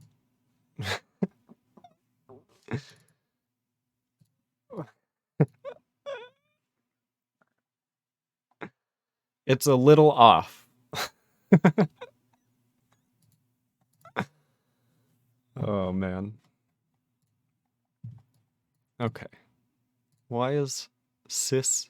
This is so... I should just recreate my Sysroot. I should take the time to do that. So these are still not updated. But these are all updated. Which is confusing, because it's like we're copying with these paths. It doesn't make any sense. Because we don't actually say include, so maybe that's just old. Maybe we'll just call, but this is where it just copied to. Fuck. Okay. I've got no explanation for that one. Okay. We're just gonna see if we can do something a little simpler.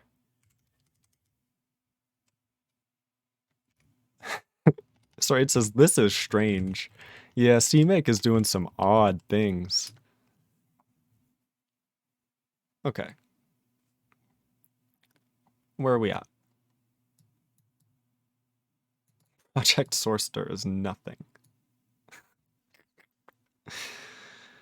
Well, it's a good thing you didn't use project source dir because it's empty. Just put all the C++ libc headers in the sysroot and only in the sysroot. What? That sounds horrible. Please no. We should be able to install and copy files. I promise. So the reason you used Cmake current source dir is because project dir doesn't exist. Maybe I'm misremembering what that should be.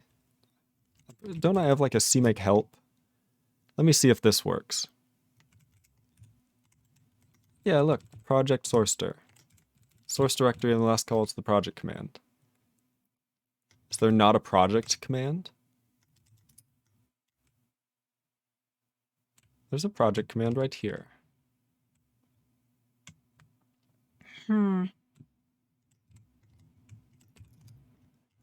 So it says, well, this is a script which gets run later, which you think would still be part of the same project. So maybe that doesn't work. Okay, so no project source dir. Either way, Cmake current source dir should work. And if we copy this thing,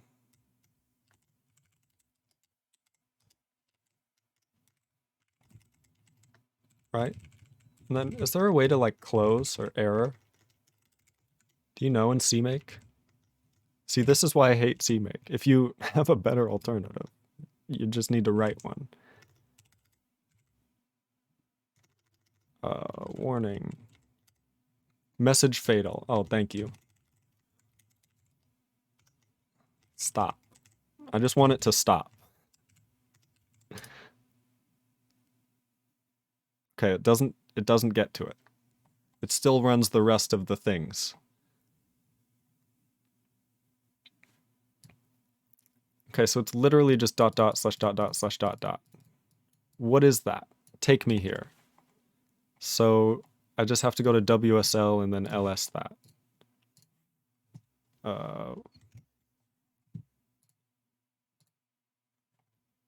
Whoa. No, I know the dill. I'm experienced at this point.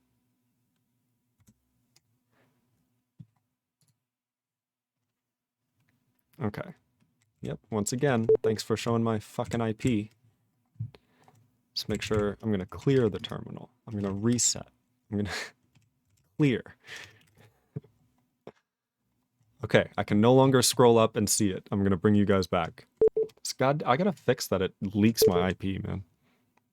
First time chat. Hello from Zerial. What's up, Zerial? Zerial? How's it going? Of course, it's fatal underscore error, not fatal. That could definitely be it. Whoops. I mean, that's in the right spot. I don't know what to say. Zeros? Thread says, what moron designed this language? So funny. Hey, it even lights up blue. I should have known. Okay, it is being run. We're good there. Zerial asks, what's going on here? We merged a pull request the size of the moon, like the giantest pull request. It had over 100 files changed.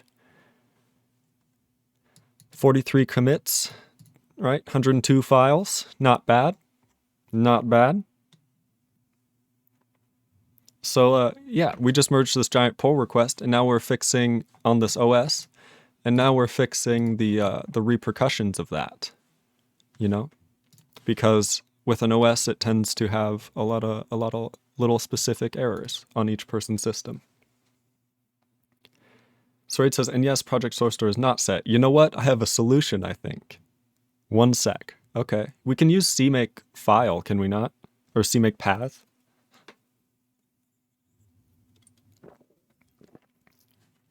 It really should be okay, though. It doesn't really make any sense. Can we, like, print libc headers in an easy way? So we have the correct directories, but we're not copying the proper way. So Cmake needs to copy these headers, but they're being copied into like a weird situation. Zerial says, you are programming in C++ an operation system? And then what face? Yes, we are. A lot of operating systems have C++ in them. So it's somehow trying to do this. I don't even know. We don't need this, right? Inc include. Does this make any sense? We need that for this stuff. Zerial says for what device? x86-64 computers, but it's pretty architecture agnostic, or it will be eventually. But x86-64, that's our main goal for a long time. So it's running from here.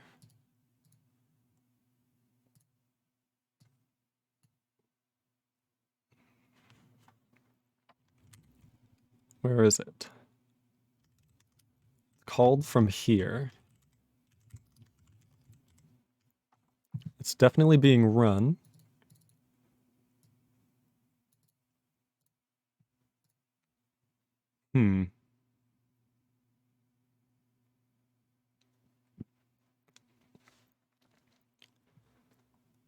Okie doke, okie doke. We definitely don't need to do this at runtime, compile time. So we copy libc, and then we call install headers. So when we call install headers, I mean, it does this. We can set a fatal warning here and it exits. Zerial says, oh, okay, how long time? What? Like, how long have I been working on it? Like, for 4 months straight, and then I did some other stuff, and now for like the past month, I've been going on and off.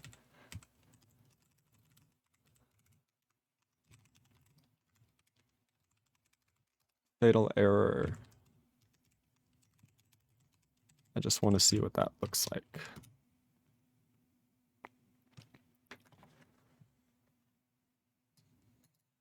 It just says libc headers. Okay, so I probably have to do the little dance.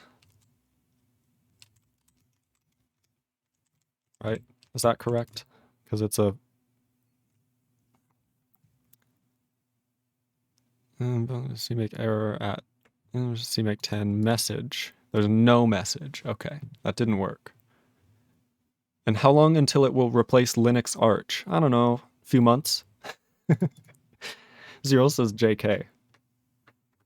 No, we're just getting into where we can use user space and write user space programs. My next job is to write a shell, but that's going to take a while because everything takes a while, as you may be able to see. So it looks like libc headers is empty, Syrade. So this isn't actually collecting anything, which is confusing. So where are we supposed to be copying these from? These are libc headers, so they should just be here. But you're looking in include. Why are we trying to have... Syrade says, of course it's empty. Why are we looking in include? Because the dir is wrong, I think. I don't know. Okay. If there's not a reason, I'm going to get rid of it. I'm working on it right now. PR number 2. Already in the works. So build slash, that's libc bits headers, libc sys headers, libcxx headers, which would be, we're in build, so it would be ... standard star, and then libc bits headers, but it's actually in standard include. You added include to the libc headers instead of the libcxx. That's what it is. There should be include here, no?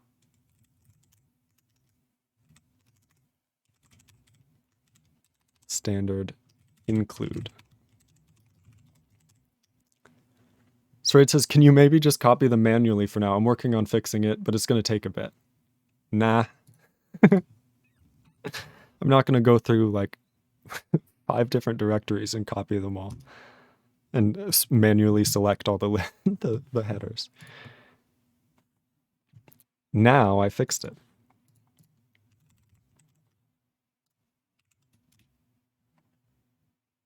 We'll see.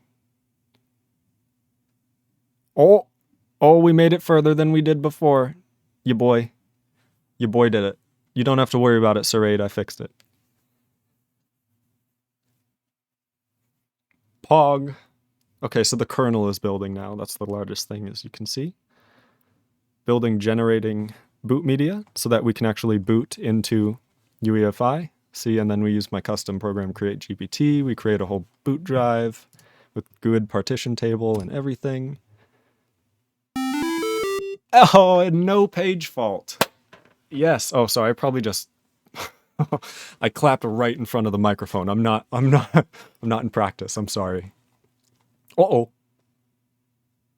Uh-oh. Sareed, what did you do? Is there anything else hidden in here?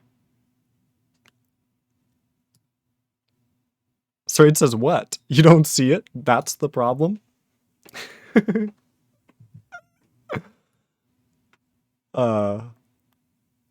That is the problem. Sorry. It says, what's the problem? Not that. Oh, Lamau. I mean, yeah, why? This looks fine. Everything's fine here. This looks correct, obviously. Also, by the way, for those uninitiated, this is the OS. Hi. You can right-click and get a random color. So, you can draw. Because it's fun to draw, you know. Hi. Oh, we got pink. I like pink. Got red. Beautiful stuff, ain't it? Sorry, it says, looks like formatting gone wrong.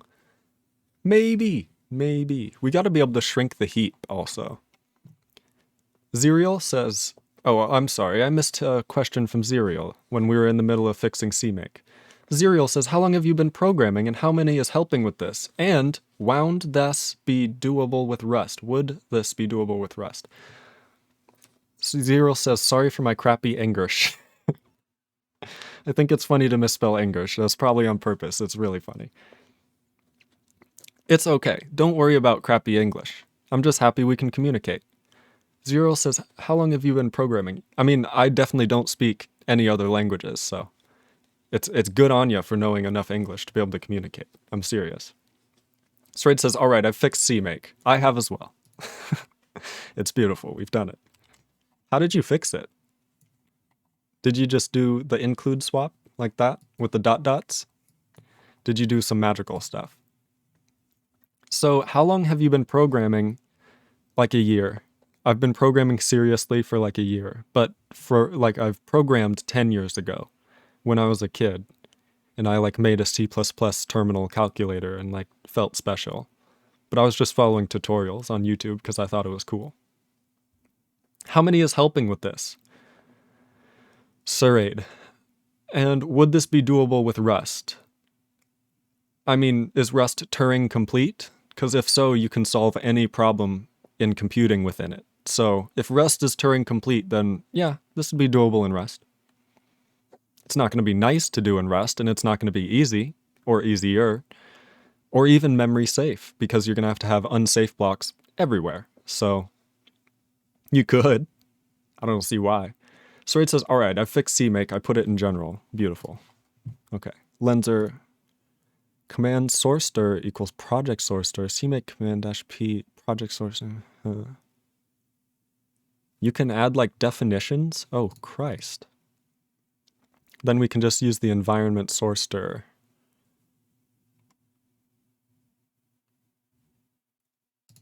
That's probably the way to go.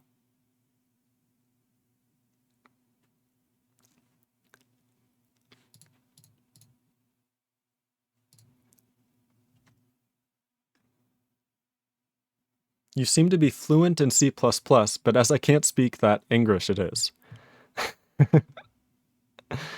I see what you're saying. Since you can't speak that, English it is.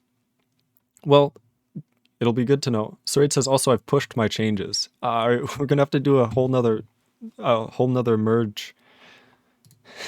You got to make a PR, because I forgot to pull yours beforehand. Just make a PR, it's fine. It's cool.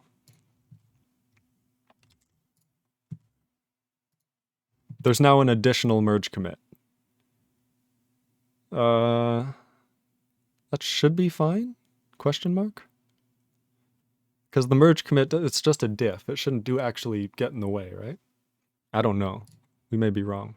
So we definitely have some some formatting bugs, right? That's definitely something that's going on. So we should add that to the itinerary if it isn't already. Other than that, we're doing pretty good. Gotta go fast. Sraid says also that bug isn't there on my end. Did you clean first?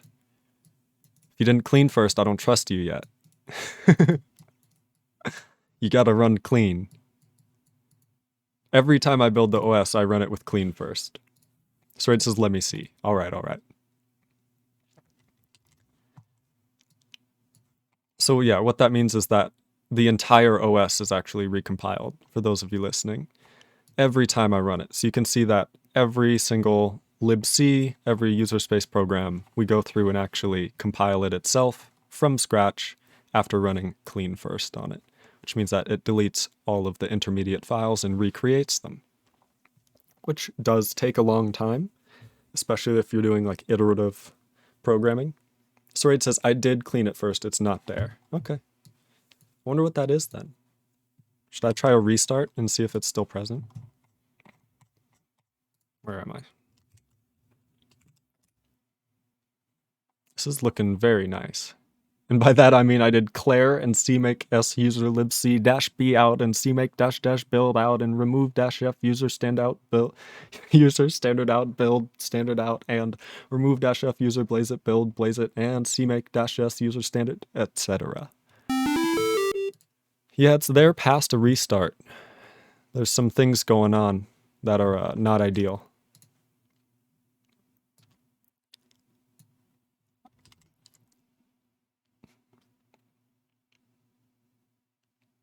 Did you clean first? Yes.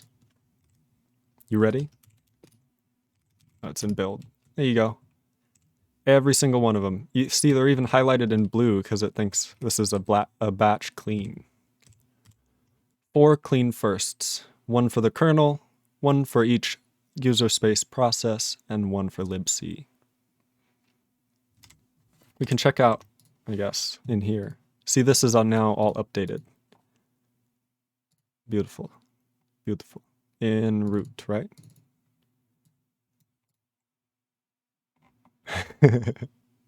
Oh no. So I ran it once in my fix where I didn't put include in the libc++, so now these are all in here. Don't worry about that. It's fine. The assailer says, looks like kilobyte wraps to next line. Yeah, that's not the issue. The issue is some formatting stuff. We got to shrink the heap as well. How big is it? Why did it get so big? Does the heap say its size? It should. The heap is big. So it says, can you maybe try polling my changes? There's no PR. I'm just making sure. There is a PR. Yes. I will merge this baby. Maybe Cmake isn't working. I mean, maybe. Fuck it. I didn't even look at what it changed. Okay, it's not gonna like explode on me. I think we're good. Where were we? Were we in terminal? No, we were in eShell. Oh, I didn't. Oh, no. I can't. Yeah. Yes. Okay. Ignore that. What are we doing? Git poll. Fetch and poll, that is. So fetch all. Yes, I know. I'm just going to get rid of these changes. I'm going to assume those were in there. And we're going to poll.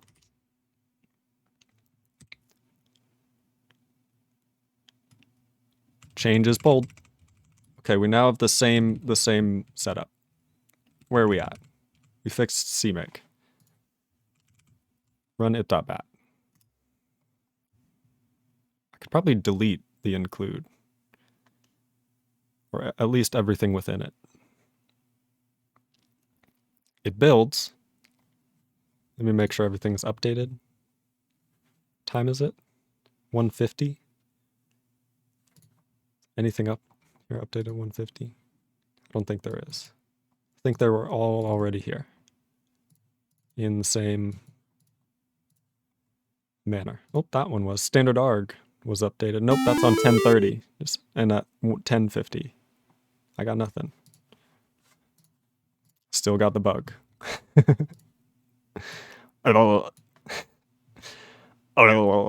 So we're just printing out something before it that we shouldn't be. These like 5 bytes right here just aren't correct. Because we have 366, 208K IB, which is correct. It's just somehow printing this out first. This little error here. Also put ---- --j at the end of your cmake ---- build commands. At least for me, that makes the build 10 times faster. I don't have that many threads, and I'm streaming. Is that a good idea? We'll try it on the kernel. Fuck it.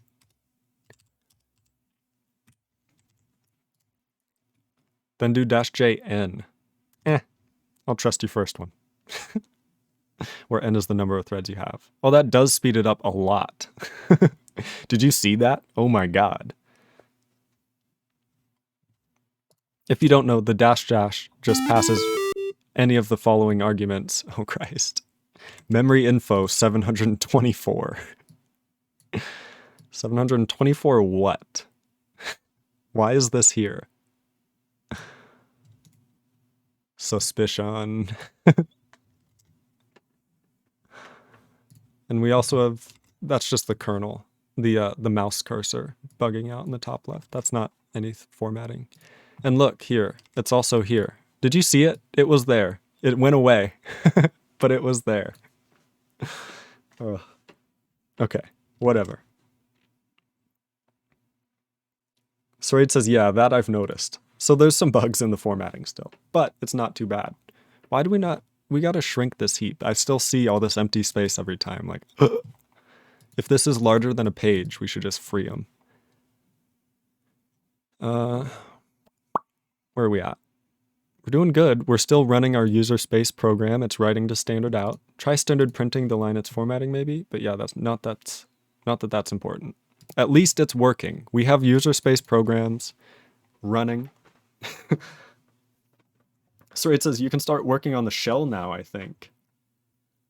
Yeah. I could. Okay.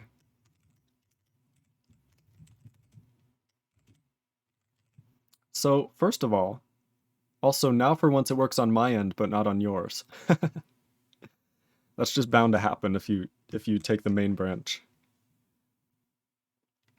Zerial says, have a fun debugging. I need sleep. See ya. Alright, we're about to write the shell, the init shell for the terminal. We'll see ya. Have some good sleep, get some rest. Thanks for watching. Where are we at?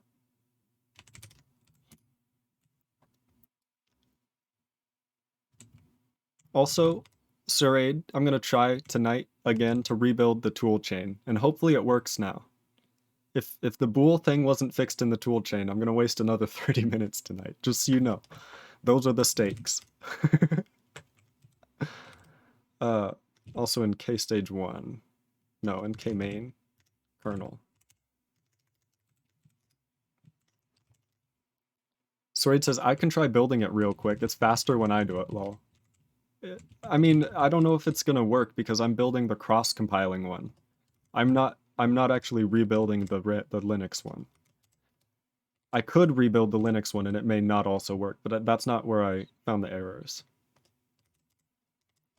Which is likely an included thing in Microsoft Windows, like the MinGW stuff. I'm gonna try recompiling the toolchain. Okay, let me know how it goes.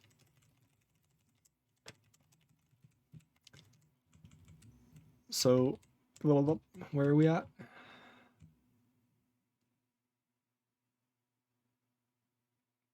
So when it's printing out total RAM here, the megabyte specifier is totally wrong, is what's happening, right? 2 megabyte is freaking out. Which, it's just a number, so I'm not sure why it's freaking out. So let's try and, when we print memory info, I mean, we don't want to do it all the time. We just want to do this once. Okay, new stuff, new stuff. We're going to want to standard print.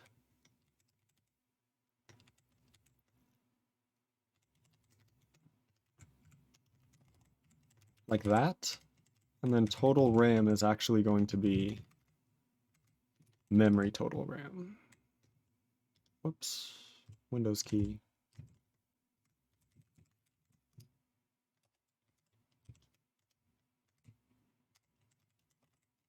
Like that? Is that how I do that? Srade says, or rather, do a clean clones plus build. Oh my. That's a big undertaking. Srade says, sure, yeah. Okay, hopefully that's correct. That should print out like as one of the very last things.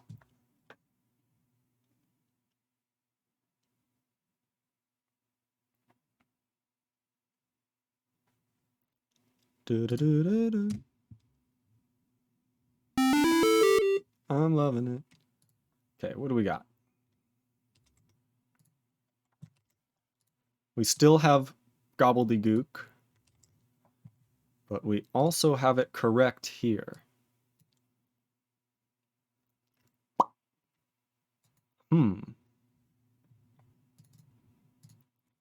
So total RAM returns a U64, so it should be the exact same thing as using a U64 here. Is there any reason standard format would freak out? And not standard print? That doesn't make a lot of sense to me, because standard print just uses standard format, doesn't it? But it does work. So it is just, it could be in the renderer, the global renderer.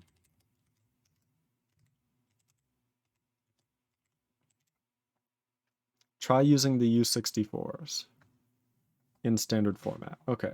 The one that worked. I think we're saying the same thing. I just tried it. So it says, and yes, standard format and standard print use the same backend. Oh, why is it not happy? Unused variable. Okay, I was about to say. What did I screw up?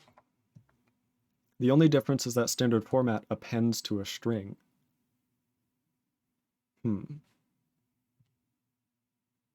Maybe that's the start offset thing? And standard print sends the output to the UART in the kernel at least. Right. I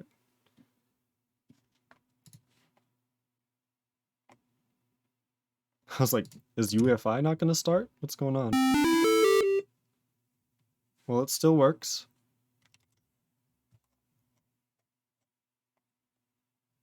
And is still broken. Huh. Well, I don't know why that happens.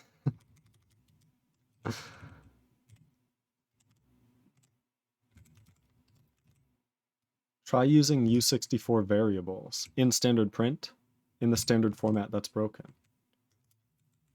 Isn't that what we're doing? We're doing a U64 cast on the macro.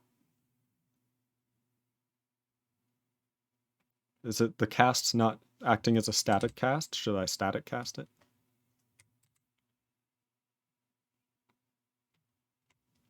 Are you saying like get rid of the macro? We can get rid of the macro. Srade says, I see, that should work. Yeah, it should. It should. So maybe in puts there's something going on? I don't even know. I don't know, dog.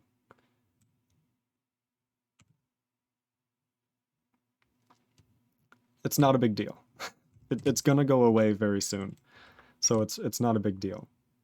We're gonna look at the elf loader. And that's because when we create an elf64 process, okay, first of all, here's what we're gonna do. We're gonna get the VFS, right? As a reference still, VFS. But it's going to equal, I'm pretty sure, system. And system has a, what? Virtual file system reference, virtual file system, okay. We could also add like a shortened VFS one if we want to. Sraid says, speaking of the VFS, it should probably just be a global VFS member in system. There's no reason for that to be a function. There's no reason for it not to be a function as well. But I see your point.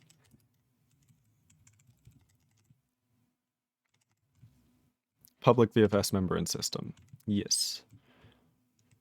Okay, so we got rid of the VFS. Now that's going to create errors when we go to try and build it, because we call this from K stage 1. Okay, and we no longer need to pass this VFS. Coolio, coolio. Okie doke.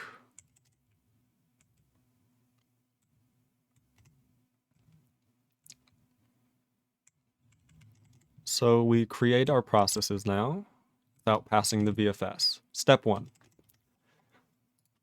Step 2. Oh god. Step 2 is going to be program arguments. We kind of need to be able to pass arguments to the program, you know? And the kernel has to actually write those arguments into the program, or at least make them accessible somehow. So we're going to have to do that in here. So we create the user process stack.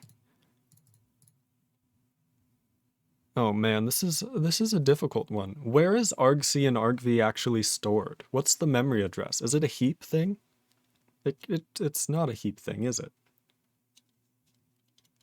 Sraid says on the stack. So, okay. So when we start this process, it's going to try and run the libc entrance code, the CRT, right? The CRT entrance code, C runtime. Effectively.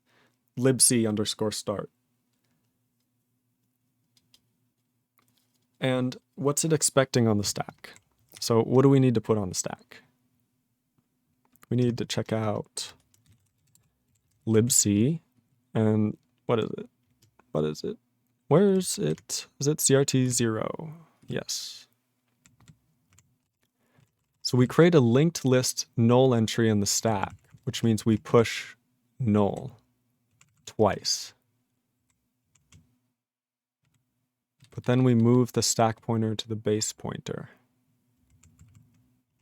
Oh no, this is NASM, is it not? No, it should be left to right. So we're moving stack pointer into base pointer. That's right. Moving 0 into base pointer and then updating. Okay, so we just use base pointer as a way to push 0 onto the stack twice. And then we move the base pointer back to the stack pointer, which means that in libc run main, where is that? That's not a standard one, is it? In abi.cpp, okay. Thank you. Thank you so much, Sraid. Just gonna do this while I'm here.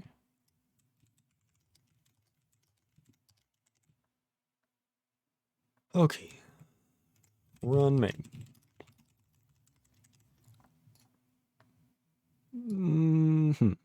So these are on the stack. No, they're passed as arguments to a C++ function, which means they're using like the system5 ABI, because this is ELF, no? Right now we're not using argc argv. Well, we're about to. So, but yeah, that should be an RDI RSI. Okay, that's what I figured. So we're going to have to somehow move what?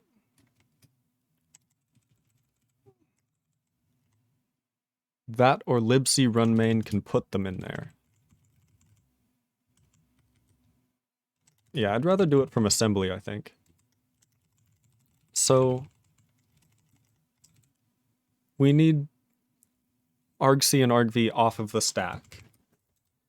It's going to be, the stack grows downwards, so we're going to need an offset from the base pointer backwards, right? Is that how I do that in gas? I can't remember. So we're going to have to like move this into like racks, right? Like RBX or something. And then we're going to have to, this is going to be like -8 or something, I don't know. 16 RBP or something like that, so that's the syntax. Okay, so I just reversed these two. That would make sense. Plus, not minus. That's a good point, because it grows downwards. And then I have to push RBX.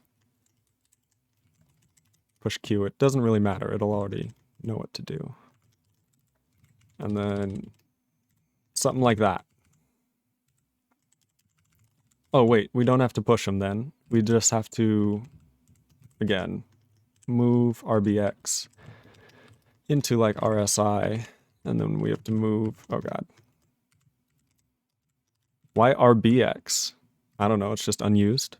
I didn't see it anywhere in this entire file, is why I picked it. I'm like, I don't know, we don't use RBX. You can also just move it directly into RSI. That's true, I figured we were gonna have to push it onto the stack, which is why I used a intermediate register. But we don't have to push it on the stack. So we can do the calculation and the move at the same time. And we might as well for posterity. RDI, RSI, RDI, RCX? Is it RDX? That'd be the next one. Sorry, it says no, it's already on the stack. We need to move it into registers. Yeah. Okay. We're correct. So here's the thing, Suraid. You are correct that argc and argv themselves are on the stack, which I knew that. But where do these pointers point to? Do they point to a stack address? And we just start the stack with stuff on it? Do you see what I mean? So it says also the stack, I believe. Okay. I'm just making sure I'm not insane for what I'm about to do. So we make the user space stack. We keep track of the stack, which we should like not free on exec or whatever, but we'll get there.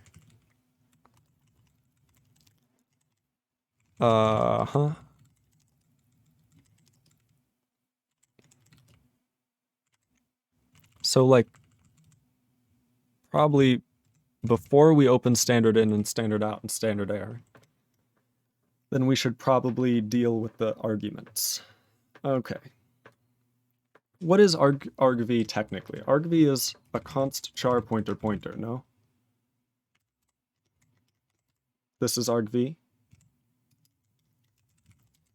And what does that actually mean? Like, what does this equal? Is it just a list of pointers? Is that correct?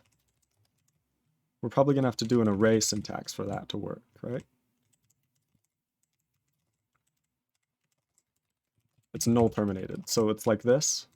Sorry, this is C++. So we have argv, which is some array of const char putter that is null terminated.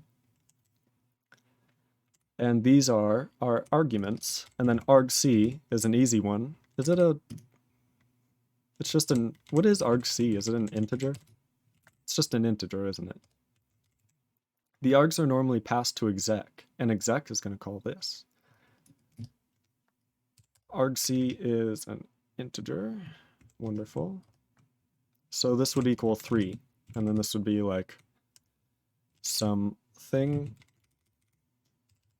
clean project. So this would actually be the command, would it not? argv0? Or would argv0 be the first argument, and the command is not there? If I remember correctly, that's the actual command that's used to run the program. argv0 is the name of the executable. Beautiful stuff. Beautiful stuff. So it says, though actually,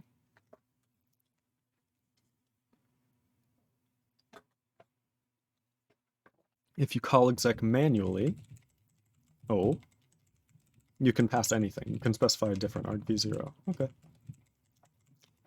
Good enough. This is good enough for me to start an understanding. For, we're going to do a const char pointer argv iterator. We'll just call it iterator right now, which is equal to argv. And then we can do, but this is the least C++ way to do this, I know. Then we can just say iterator, right? Because it must be null terminated. And we can say iterator plus plus. Well, plus plus iterator would be more efficient for the last loop unrolling. What you probably need to do is copy the contents of the arguments to the stack, then create argv on the stack and put argv and argc in the stack. Yes. We got it. I'm on it. So first thing, copy arguments contents to the stack, keeping track of addresses, right? Write addresses of arguments into argv, and that's going to be after write argc onto stack, keep track of address.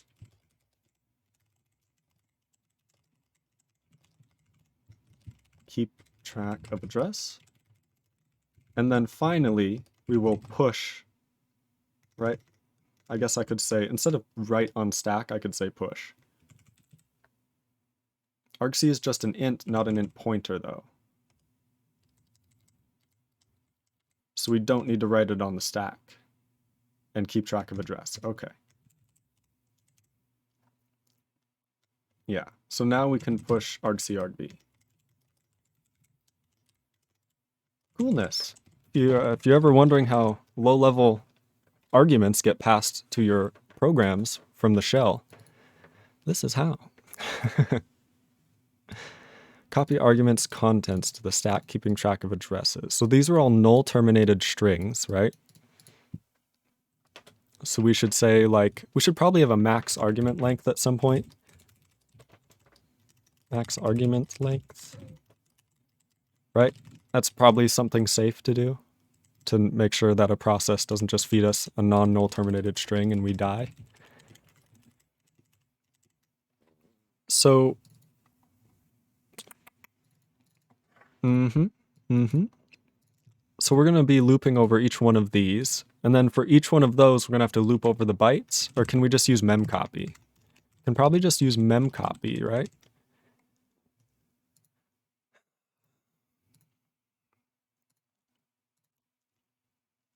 Where is it? Okay. So we're going to have to copy into the physical address. Here. Here. So at the top of the stack. So we want the bottom of the stack, which is the top memory address. Okay. That's not right, is it? One of these is supposed to be a V address. I'm pretty sure that's supposed to be... I guess that is in the right spot. So the stack can be anywhere. The executable doesn't specify where the stack is. That's whack. Okay. So we can memcopy, right? We're going to have to use strlen if we do that. Can we use string copy? I don't even know if we have that in the kernel. So we want to copy into new stack bottom, right? But we're going to need like an iterator for this. So we're going to need, what is new stack bottom? It's just a U64. So we're going to need it to be a memory address. See, what I'd recommend, void pointer, stat iterator equals static cast pointer stack bottom. It's not bad. is to just make this a standard vector of standard string view.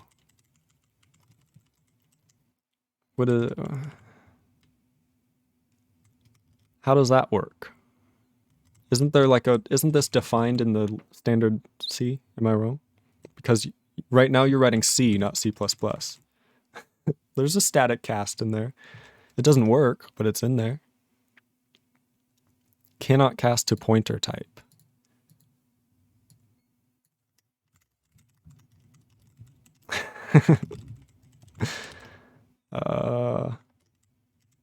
I did mention that at the beginning. I'm like, this is not very good C++. This is C. But so if this isn't going to be on the stack though. This is going to be an argument that we're passed.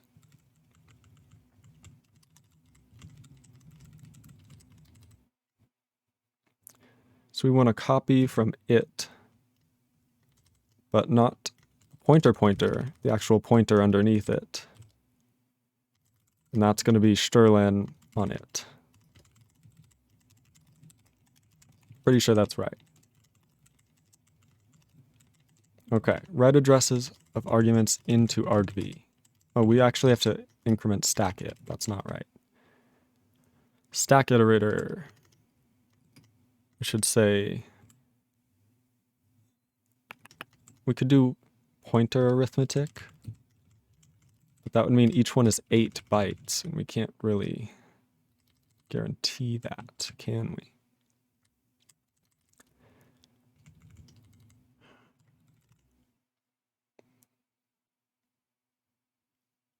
The kernel interface should probably just be a standard vector, standard string view.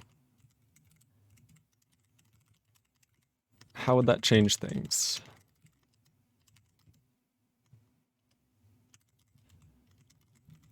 Right, okay. How would that change things? We now have this. Can I do the same thing with the initializer list?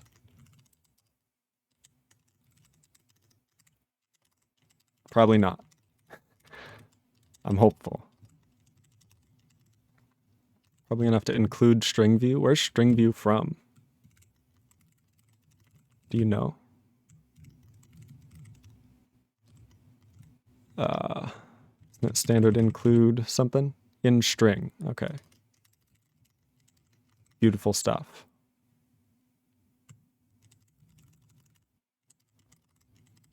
So we now have argv. It's still complaining about string view. Whatever. So if this works, what does this change? Coolness. Does anything change? Right? We can't do this anymore.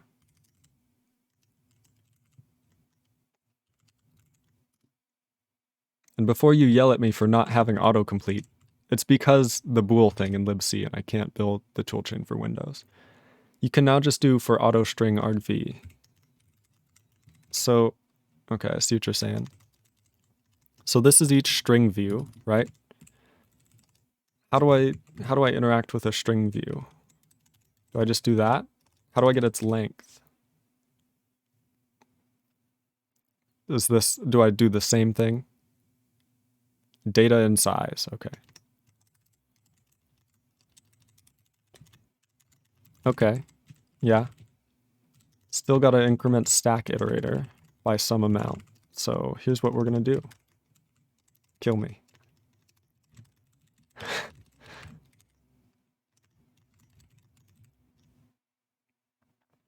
Yeah. Sorry, I just suggested exactly what I just did, because you can't do arithmetic on a void pointer. I already did it, Dad. Are you proud of me? Okay, and then this is going to be string.size as well. Okay, and then we should probably write a null terminator, right? So we're going to say like +1. Yeah. Uh-huh. Okay, okay, beautiful. And then, yeah, we have to write @stack it. Not the best, but not the worst. I'm getting better at putting the symbols in. Okie doke, okie doke. So I think that's fine. Unless string.size includes the null terminator, in which case we don't need to do this little bitty. Okay, so now we're gonna have a standard vector char pointer, argv addresses, and then here,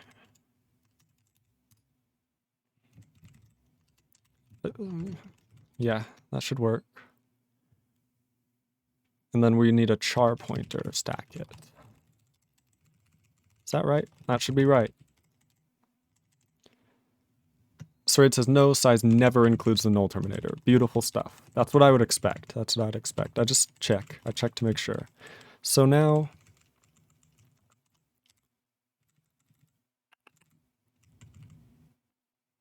we keep track of the stack address of every single one.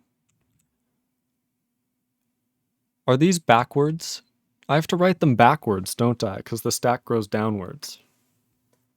Don't I have to write them backwards?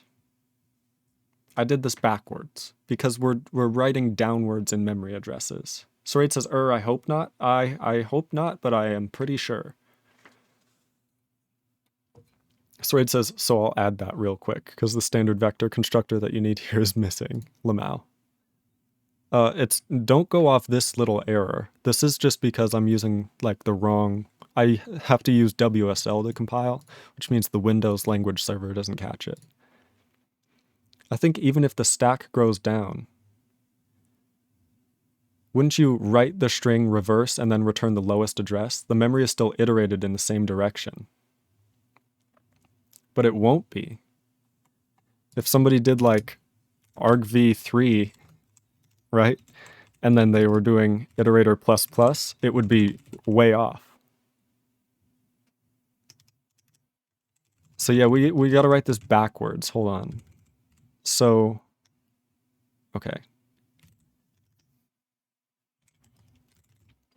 size equals string.size plus 1. Oh God. Because how's it supposed to know that the pointer's on the stack and that it has to decrement? That doesn't really make any sense. Yeah. I'm like 99% certain that forwards is correct. Yeah, so we just have to do it in reverse. Wonderful. So stack it plus size is going to be our address, right? We can't use memcopy now, right? Can we? We can use memcopy. We just have to do it at a different place.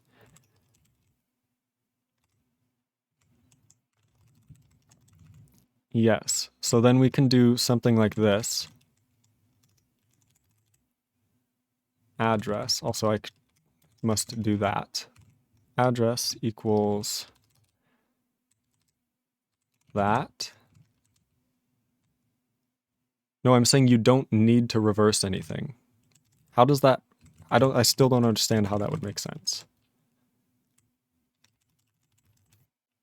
Right?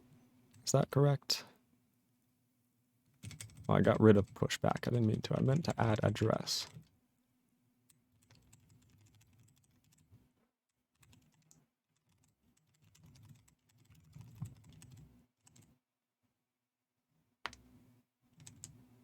Bruh. Okay, sorry. Yes, everything you said is correct, but I will let you know that it's not the problem I'm solving by reversing the strings on the stack. Okay, so we copy into address, string.size of data. Then we update stack iterator, which is going to have to go downwards, right? Because we were writing down the stack. The bottom of the stack is at the top of the memory addresses. That's confusing. Woo! So here's the thing. Here's what I'm pointing out. We have a stack which grows downwards, right? So if we just take the highest memory address of the current stack here, stack A, and then we say write at A 42 bytes, guess what? We're going to write above the stack 42 bytes because the stack grows downwards, and the next free address refers to the bottom of the stack. So we have to actually subtract from the stack first and then write into it and use that address. That way we can iterate the string underneath forwards, and it won't break things like in memcopy, because if we tried to memcopy to where the top of the stack is, then it won't work, right?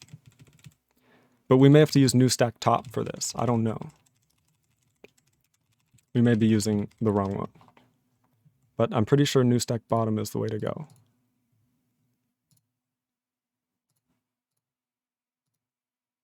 But it seems like these are, yeah. I probably have to use new stack top. See, that's what it's loaded to. Pop. So they're not reversed. I did name them correctly. That's fine. Okay. Any questions? I think we're good. For auto putter, we'll go address. Name it the same thing. In argv addresses, yeah, you need to offset the stack by the size of the string and then write it. Yeah. So now we're going to have to write these in reverse order now. Is there a push front yet, Siraid? Do we have push front? We should probably just use a linked list here, should we not? That way it's built in reverse by default. There's no push front because that operation doesn't make any sense. Exactly. That's what I was joking about. We just need a linked list to add to the head more easily. And I'm saying you don't need to reverse anything. Okay. How does that make any sense? I'm going through it. We have the top of the stack here, new stack top. This is what the stack starts at. Yeah? And guess what? This memory addresses grow upwards and shrink downwards. Right?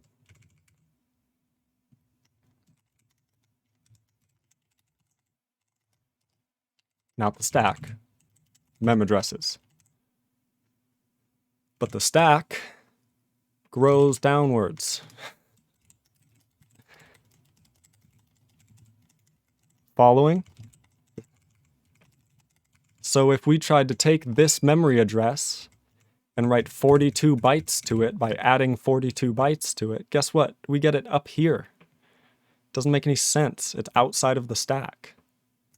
We need to write first, we need to get the lower memory address by growing it downwards, which effectively does this. New stack address. And then we write here,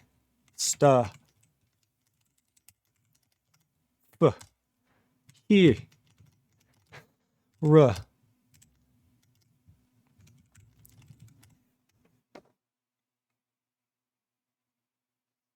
How does it make sense that you don't need to reverse? Okay, whatever. This is correct. I don't care. That last part is wrong. How? You have a stack address of a string, and you need to write the string to the stack address. Because memory addresses grow upwards, as you add to the string iterator, you need to get the next character.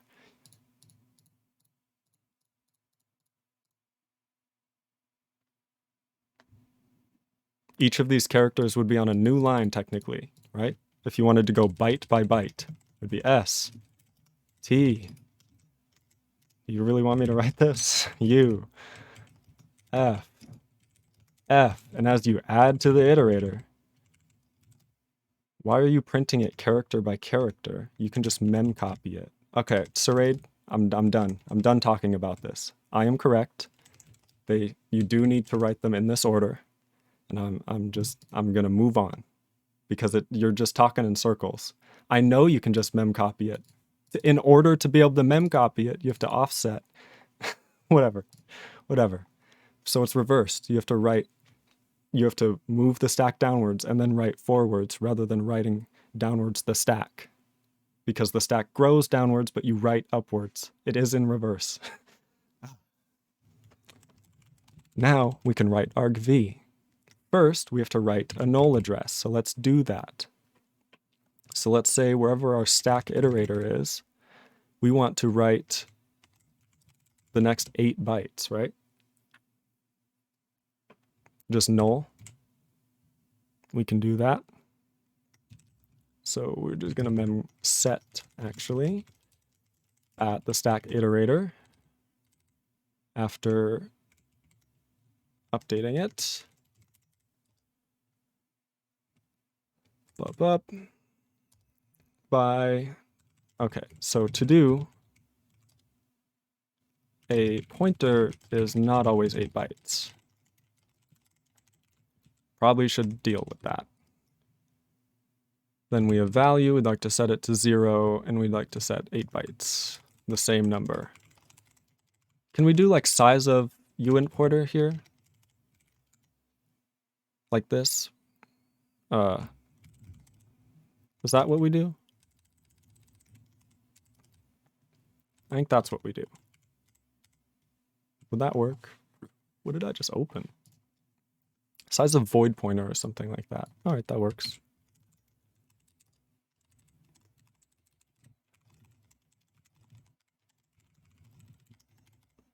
For address argv addresses. So we wrote the null entry.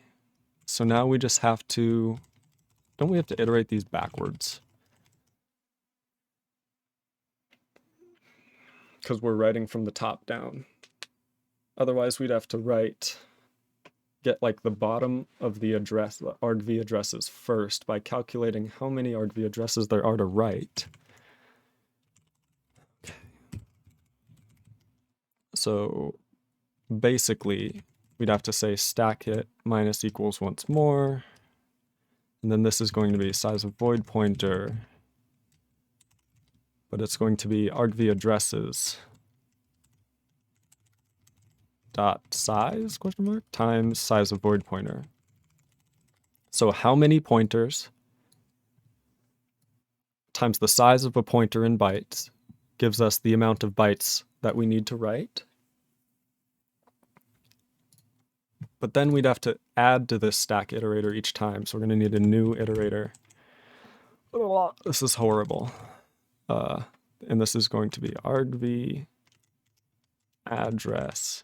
Here, we'll just do argv address it. How wonderful. And then this we're going to actually add to. That way we don't have to.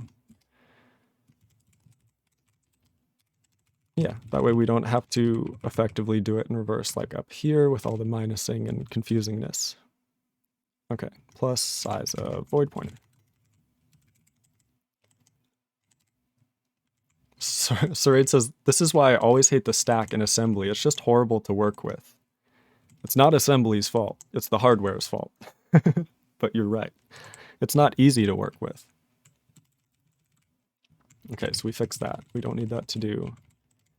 And then we just need to mem copy into the stack iterator. Nope, the argv address iterator. From from address, right? Size of void pointer. I guess these could all be char pointer. That might make more sense. Because that's actually what we have our type as. Now push argc and argv. So once again, this is our push method. Stack iterator minus size of int.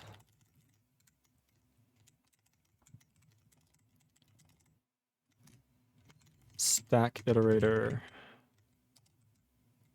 I guess I should just still do a mem copy, question mark, from wherever our int is, argc. What is happening there? Is there some ligature happening? Why was it typing the wrong thing? What was I doing? Okay. Okay, yep, doing good. And then, whoops.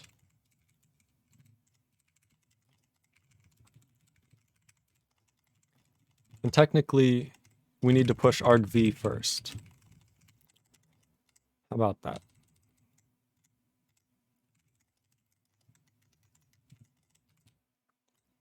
I mean, a const char and a char pointer are the same size. And from here, we need argv addresses dot back, right? No, we just need stack iterator at this moment.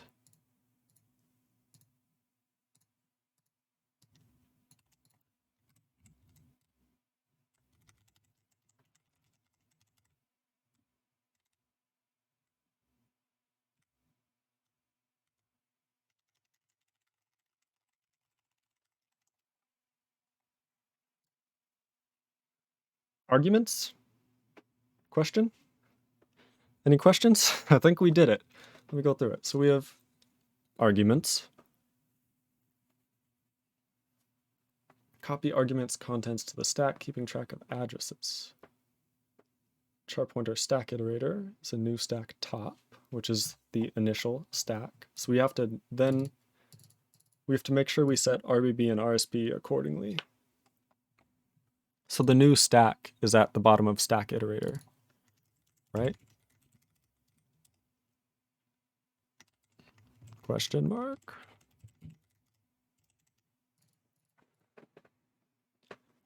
Rohan says, my question would be, where is code 5 hiding? Lamau. Okay. Code 5 is hiding very far away for now, luckily. It won't give us any troubles. Okay, so we now have arguments. I guess the simplest thing to do would be to try it, right?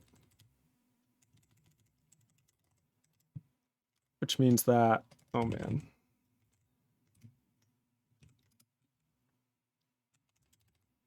Are these passed in libc run main? Where is actually that done?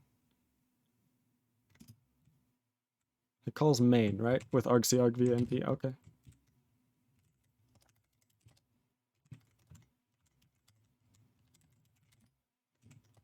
Okie doke. And I would like to, instead of doing this, put argv at 0. Oh, argv at 0. That should work, right? That should work. Rebuild libc, rebuild lin, rebuild the kernel. Okay, I broke something. Okay, char and U64 are not the same types. That's a good point.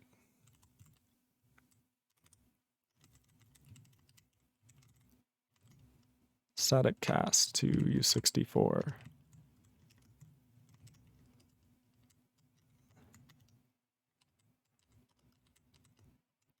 What? Okay.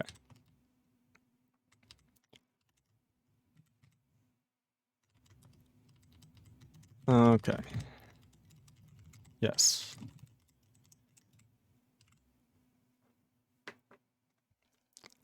Sarade says, this is horribly confusing because you need to offset the stack top by the size of the string +1, then mem copy the string to the new stack top, then write the pointers to the stack top minus size of void pointer, but in reverse order, and then push argv and argc.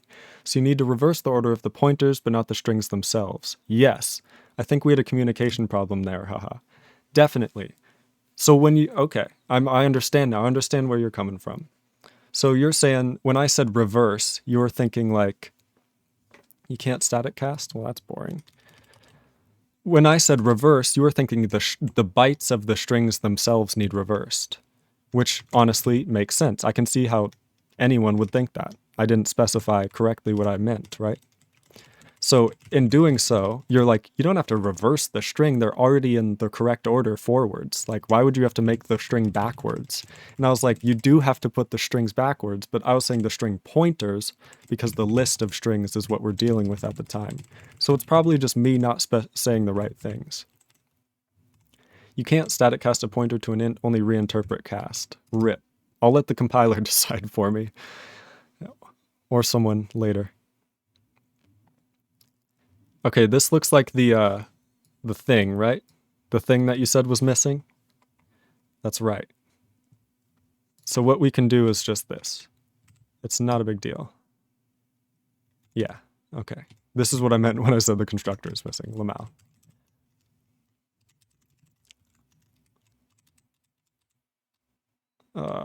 Test.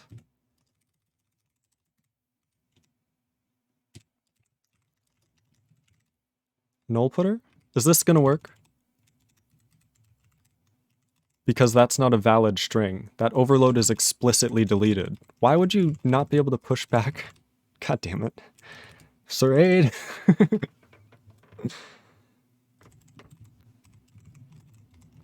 You'll have to push that separately. What is that? How do I push it separately? I don't know how to do that. Like, do I? As in what I wrote here? You're going to say as in exactly what you wrote here. Don't push null putter to argv. Oh, okay. I'm going to have to push it down here. Add it after the loop, before the loop, but yes. So we have test as argv. And what is happening? Okay, so copy arguments contents to the stack, keeping track of addresses. Argv addresses, pushback address. So not there. But when we push back all of the addresses, we actually want to add one to this size because we are first going to manually write null address. Where are we copying from? We want to write 0, so we can mem set. And the amount of bytes would just be size of char pointer. Well, that would write it at the beginning. So I need to write it at the top. So it does go after the loop because because I did the anti-reversal. It's so confusing. Oh, my brain hurty.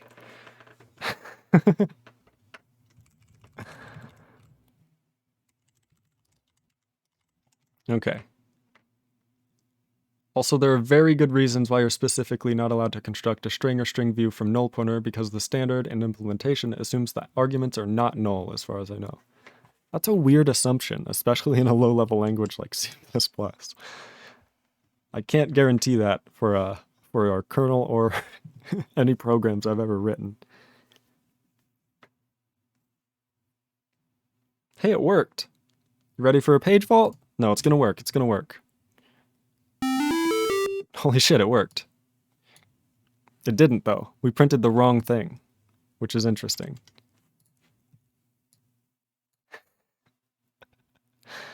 Oh, no.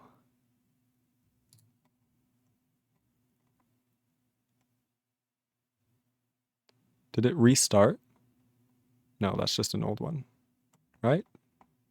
Yeah, we're good. We're good. Did you do that and blaze it, maybe? It shouldn't. I mean, it should still print it, no matter where I put it. I did it in...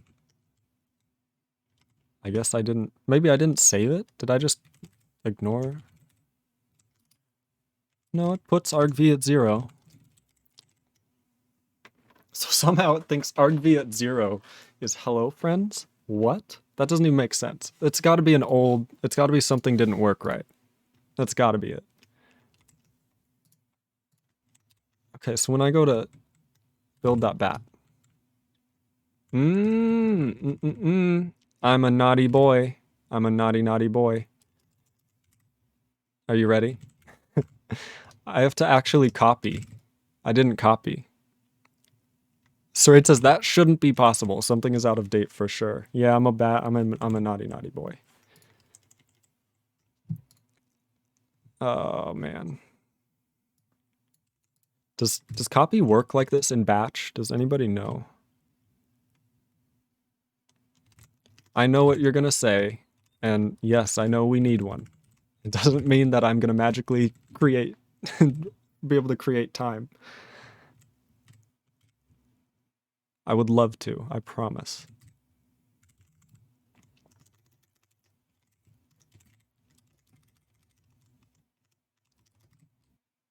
Okay.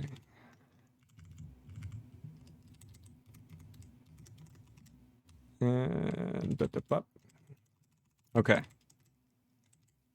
On bash, in bash it's CP, only Windows uses copy. I think Windows may not even have CP.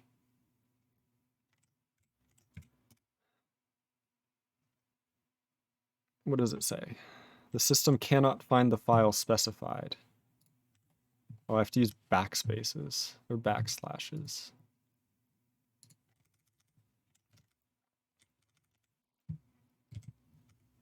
Rip, rip.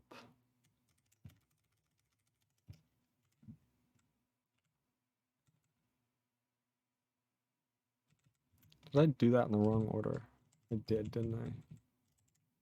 Did I do it here too? No. Okay. So confusing.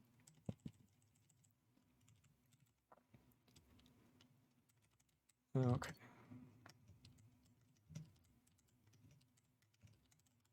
Whoops. You know, just a slight mix between forward and backslashes. System cannot find this file specified still. I don't care. Do I have to use xcopy? I feel like I remember having to use xcopy.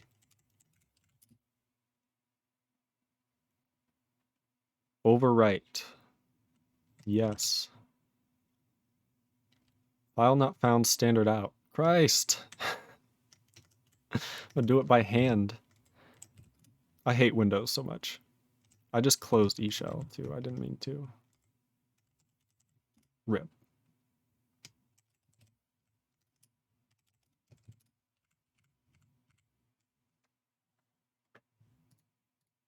Where? You're doing user plays it standard out. Where? Oh, fuck. Thank you, Sir Aid.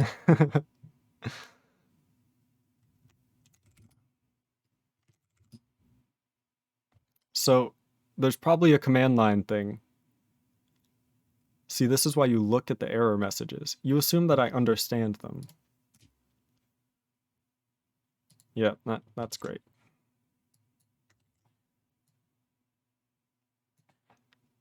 How'd you write a T?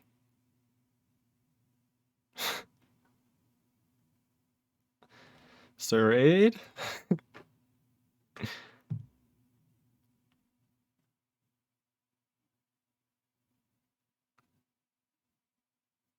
Somehow there's a T there. I'm not sure why. Oh, rip. Here. Can you guys see now? Why can't you guys see? It's not working. Hold on. I hit the buttons, but it's not letting me. I can only see Emacs. Okay, so I think if QEMU opens first, then it doesn't work. Yeah, see? It's writing a T. This is supposed to be null, but it's writing a T.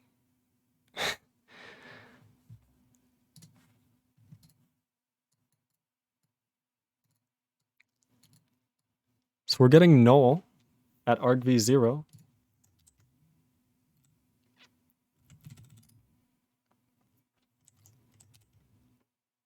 So, oh, okay. I know what it is now then. It's got to be this. So when we start, the stack address is whatever stack iterator is. So what's the bottom thing on it? The bottom thing on it is argc.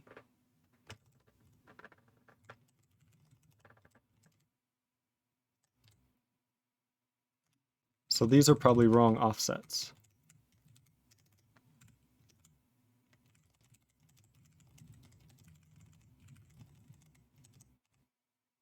There's 2 push Q RBP. Should we just not? Don't we still need this? I don't think need to be there. They do need to be there, otherwise if when you're traversing the stack, you'll just go forever. But maybe we should do them not here, you know what I mean? Just add 16 to the offsets, okay. Deal.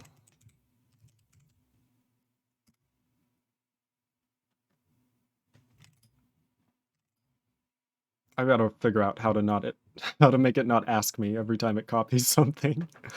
Damn. So it says also RDI is the first arg and RSI is the second. Yeah, that'll cause some issues then.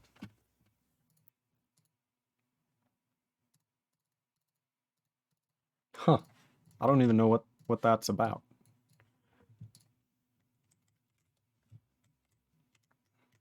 Why? Why is the wait, are argc and argv in the right order?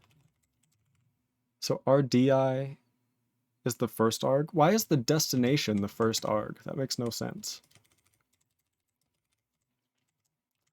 Dest is first, source second, just like string to copy.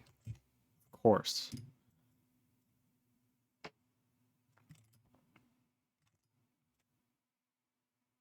Let's make sure, I guess, libc is updating CRT0. Yeah, it's updating.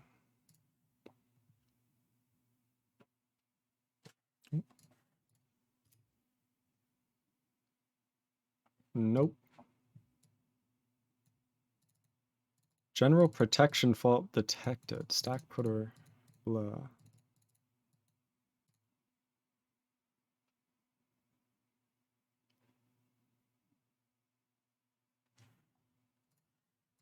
Huh.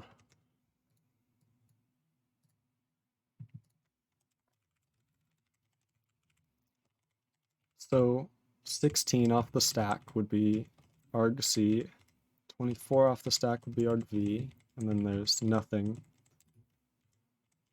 there. That's how that works. I guess maybe is how big is an int? An int is 4 bytes, isn't it? So this should be 20. An int is 4 bytes, no?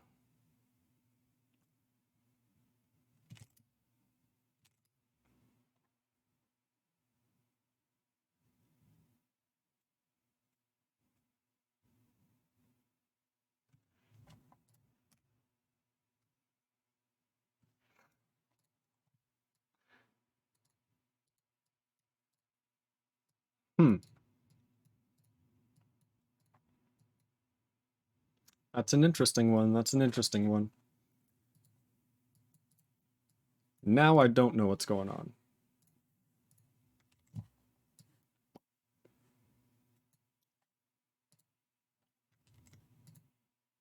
So we have a faulty address, blah. Why are we trying to access that address? Where is this? Oh Christ, this is gonna be rough, ain't it?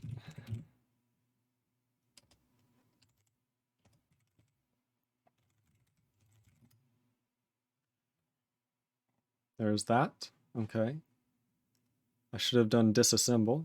So we're looking for this number. I thought dot was disassemble. Here, hold on.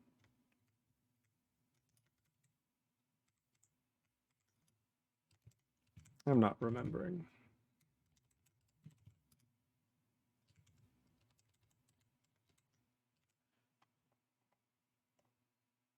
It's somewhere. It's -d. Classic.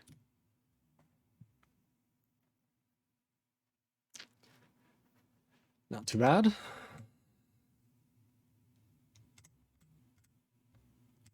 It's not in there. Okay. So let's look at this thing. It's in main. Do these need to be dollars? I don't think so. So it says redrare2 time. I can really recommend it unironically, lol, because in redrare2 you can just seek to an address and view the disassembly with cross-references and everything. True. So before we call puts even, we're trying to move off of the base pointer argv.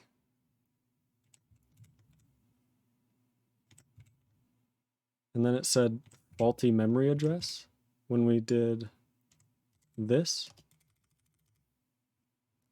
So we're trying to, this is incorrect. Is RBP incorrect?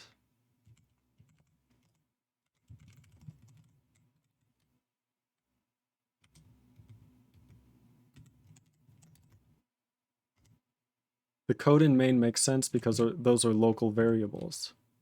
Well, I know it makes sense, but this is where it's faulting. This instruction right here. So why is it faulting on that instruction is what I'm trying to figure out. And it's because rax here refers to a variable, which refers to the wrong thing, I guess. Looks like the first pointer is not right. What is the first pointer? Like the actual pointer to the argv addresses? Because move rax is loading the first arg. Yep. Argv 0. Yep.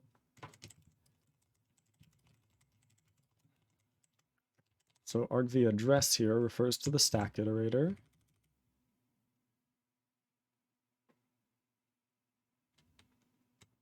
After there's been made size, so that's our offset stack address.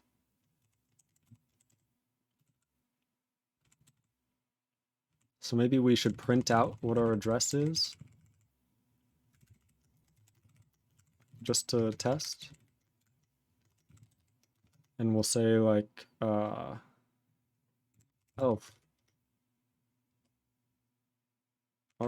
address equals,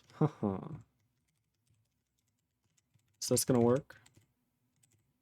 Should work, right? For a pointer. I need a new line.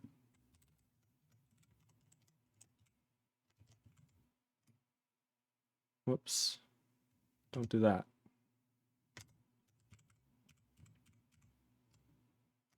Maybe try iterating over the args on the stack in the kernel to see if everything is okay. Yeah, that may be the thing to do.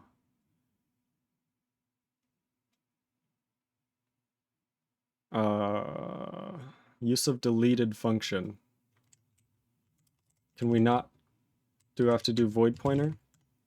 What do I have to do here to point to what's the type of argv address? Char putter. I just want to point it, cast it to void pointer. Okay.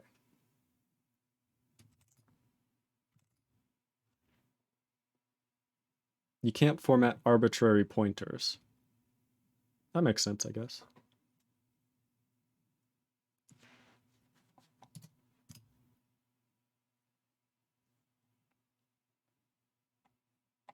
So when we're up and creating the processes, it should print it out, no? Where are we at?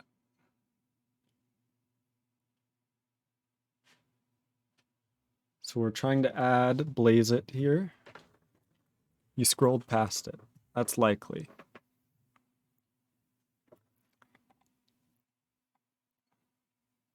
Here it is.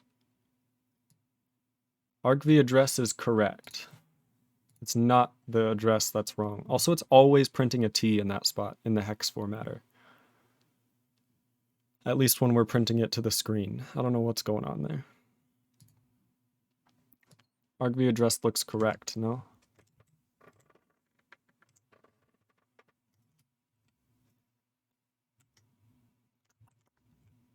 So if argv address is correct, we could try like reading it from the stack if we really wanted to. That's weird, the graphical renderer thing, I mean. I see. It is. So iterate over them on stack. That's gonna be hard, man.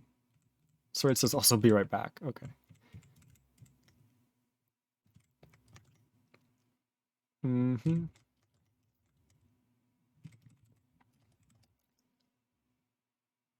So I should just be able to loop over arg the addresses, right?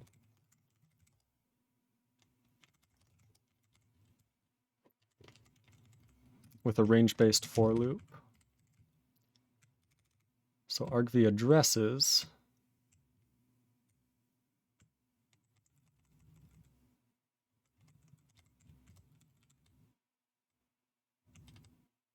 And loop over here.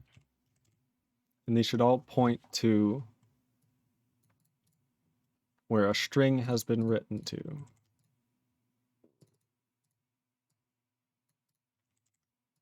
Ah, but this is incorrect, is it not?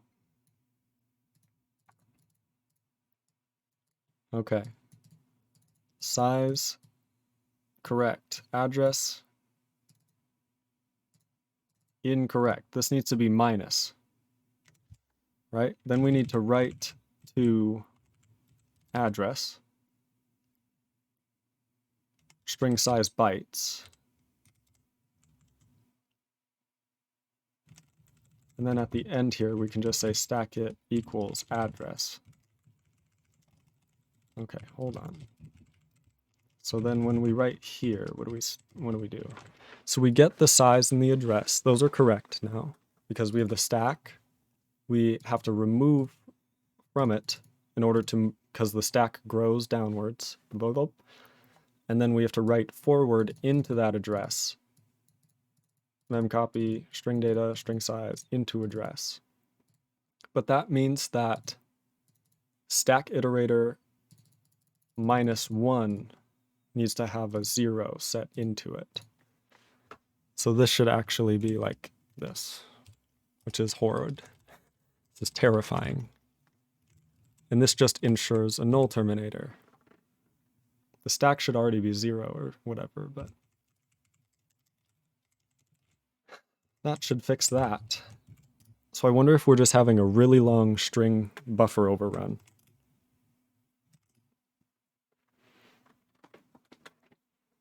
Okay, auto arg, unused variable arg.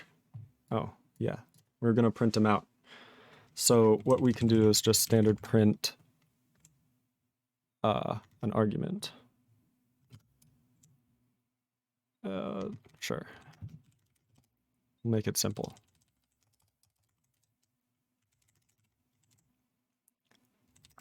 Probably like this.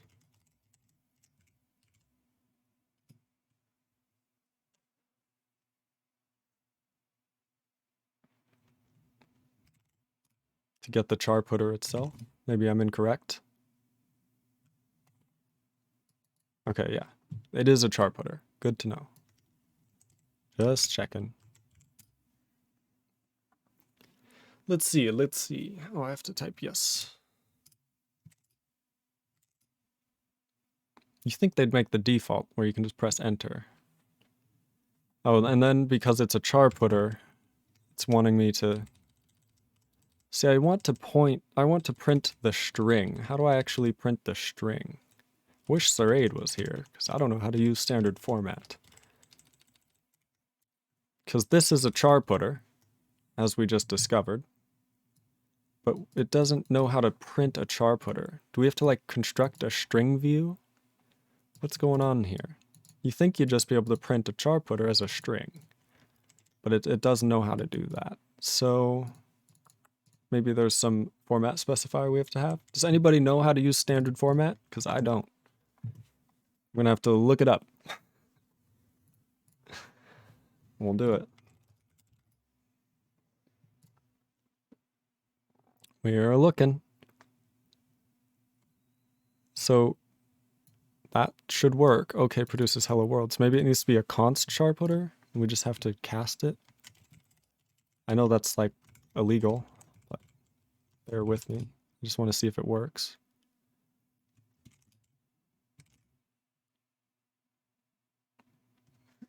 That's probably the issue. Yikes. How much you want to bet? It's still page faults. Okay.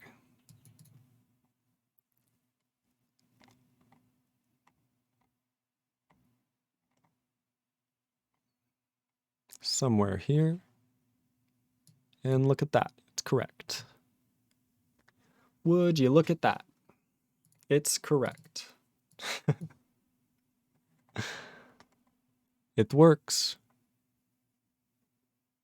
And passed it here too. What's the data? 18F0F67. Where's the thing? So our stack pointer is at FD7. Rohan says, Saraid, please come back. The evil man is doing illegal things. Lamau. So 0F67 is smaller than 0FD7. Which makes sense because we're like,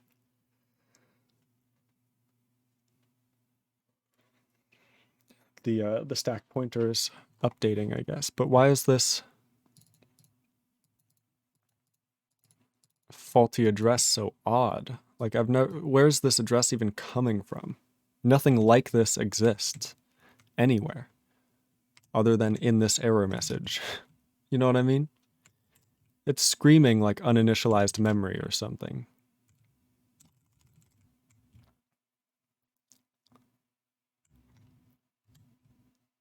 So we can properly do that. It works. We have the proper addresses to strings that are null terminated, and everything's fine.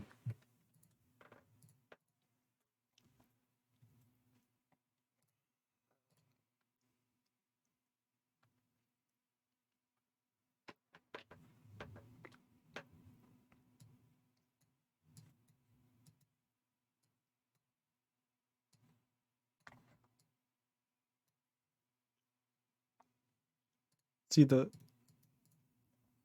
it's so interesting. I just don't know where this pointer is coming from. It's like we're doing something very wrong in retrieving the data.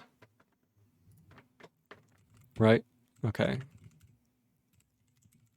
Just make sure we have our debug stuff separate. Saraid is back. Hey. We're just casting a non-const char pointer to const. No big deal. Where are we? We did the thing and it's correct, and I'm lost.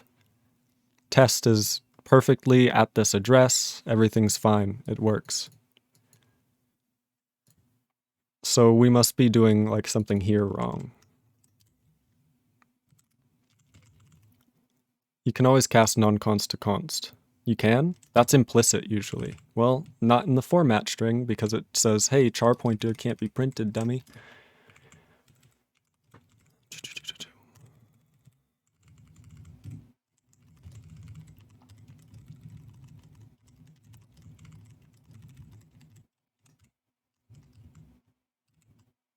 Oh god. Also, I'll have to check if you're supposed to be able to print a char putter. That's a good thing to check. Good thing to check. I don't even know where this pointer is coming from, man.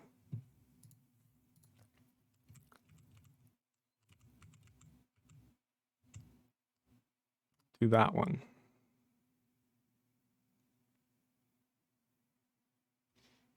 And then do...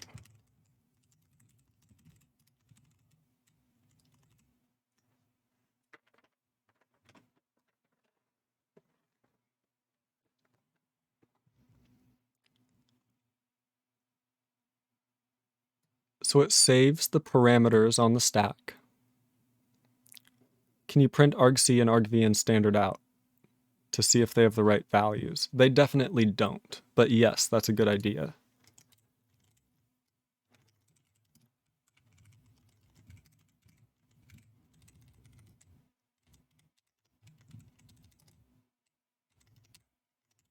Do I have to use standard to... How do I do this? Do we have, like... How do I'm blanking on how to convert an integer to a string. Oh god. No, it's, in that case, rip. Not gonna work. What do you mean it's not gonna work? You can create a string from a number, I promise. What is it? String, a to string? It's gotta be something. I can't remember. Because those C functions aren't implemented yet. They aren't? Rip. Well, we could put argv, but not printf. So, looks like all we got is puts, if that's all you implemented. Anyway, look at doing naughty things. Right?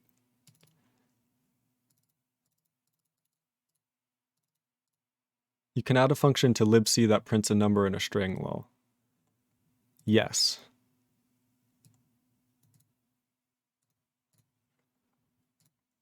So libc run main, where does it get its stuff from? Why is it at negative 14, 20, and 28? That's just arbitrary for it to use later down here. So it says edi, si, and dx, and it's doing that because... I mean, it shouldn't matter, but this is actually a move double. And it should be RBP into EBP, EDI, right?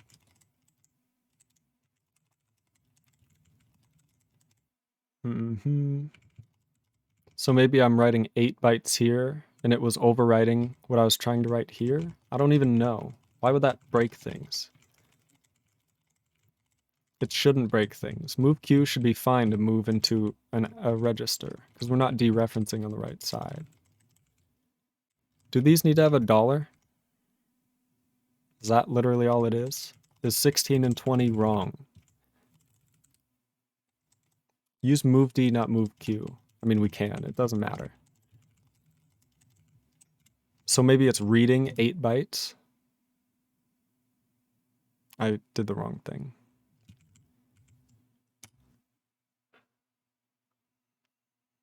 Operand size mismatch for move D. So I need to use EDI. Do I need to use EBP? Doesn't make any sense.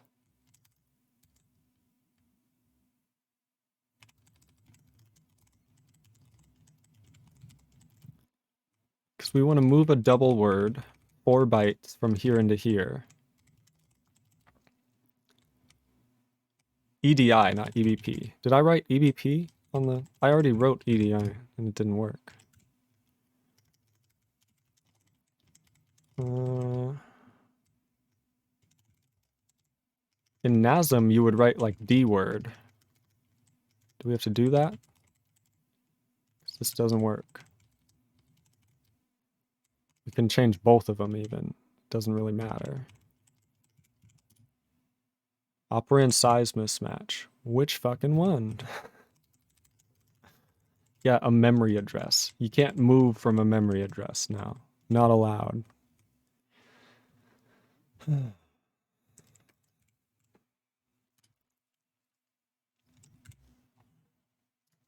Let's look it up.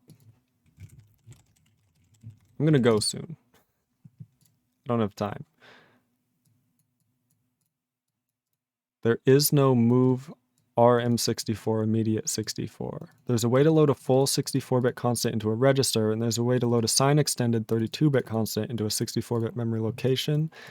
There's no single instruction that takes a single 64-bit immediate and writes it to memory. Well, that's not what we're trying to do. We're trying to write memory to a register. Pretty sure that exists if we look at Felix Claudier or whatever.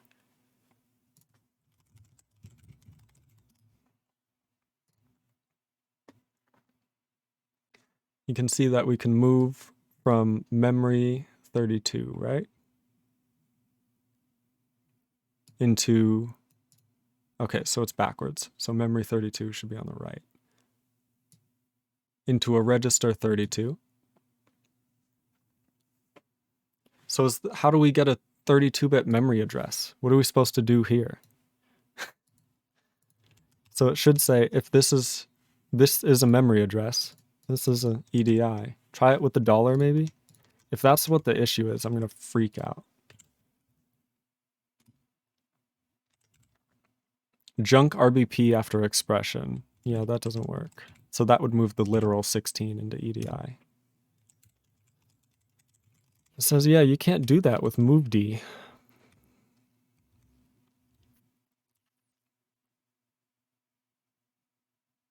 It's a little confusing, right? That's a little confusing, right? Straight says gas is jank. I disagree. Our use of gas is jank. Gas is fine. It is how it is for a reason. And it's definitely not broken. Otherwise, everything ever would be broken. Move M32 to register 32. How do we specify a M32 in gas? Okay, I'll correct myself. Gas syntax is jank. I'll agree with that. I'll agree with that. Gas 32-bit memory address.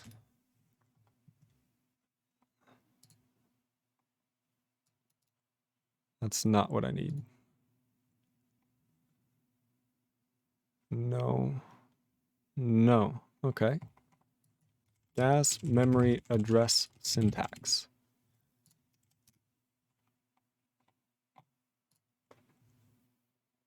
This is Intel syntax. No, thank you.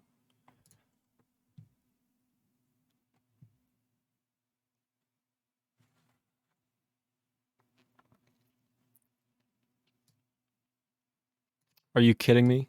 It's move L. Fucking gas. Right, it's move quad word. But it's move byte. What? Why is S single for 32-bit? Okay, whatever. Move L. Fucking Christ. That's ugly. Oh, hey, it works. So mad. You mad, bro? Where are we at? I am gonna have to go soon. I got like nothing done today. Didn't even get... Yep, no, that still doesn't work. Same thing. Fuck you, man. Where's this pointer coming from? Doesn't even make any sense. How's that pointer that pointer? It's just garbage. It's literally, it doesn't show up anywhere in the kernel. It's just garbage.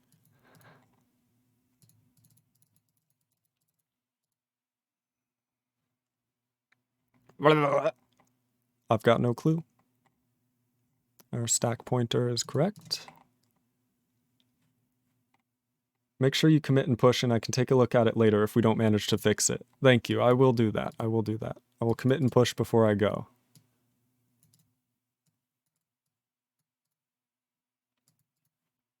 So we got some things.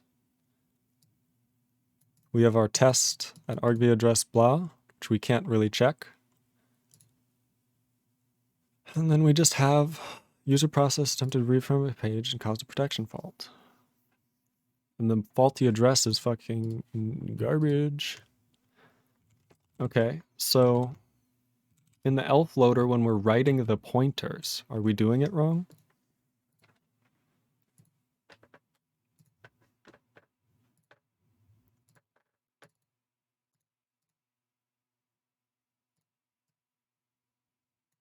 We are doing it wrong.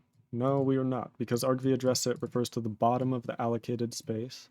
And then we write the addresses upwards through them, forwards in memory. Finally finishing with a null terminator. After this final add, then we'll set it to 0.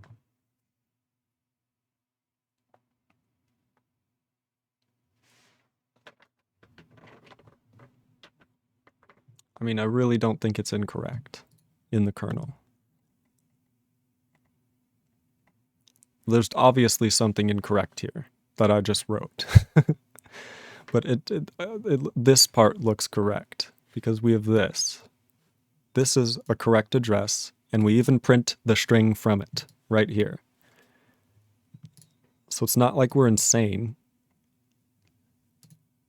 How do we map the stack?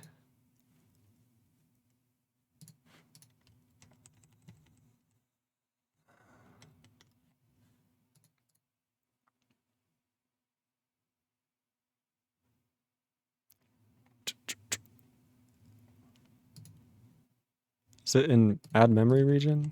I just have to check. That's memories.add. And memories is a singly linked list. It could probably be a vector, but a linked list is fine. For now.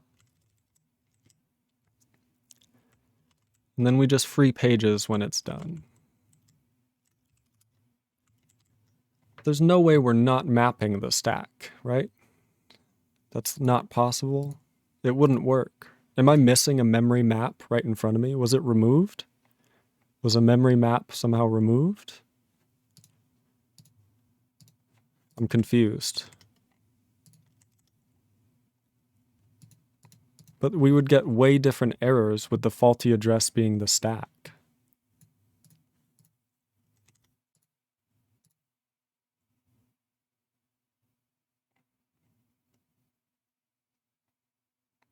It's just confusing to me that we never actually call memory map. Oh, we do right here. It's just not memory. Why don't we call memory map? Why do we just call map? It's a little confusing. Okay. Fun stuff. Okay, so that's where the stack gets mapped. I missed it because it didn't have memory in front of it. My bad. My bad. Then we add the memory region. We're mapping it to the same address, 1-to-1. So the stack is the stack. We don't need to have like some virtual address stuff. So argc is 1, right? That's how many count. That's how many there are. There's 1 in its test. Maybe argc being 3 broke something in the libc because there's not 3. I don't know. We'll try it this last time. I'll do a push. Commit, a push. See what we got. Yeah.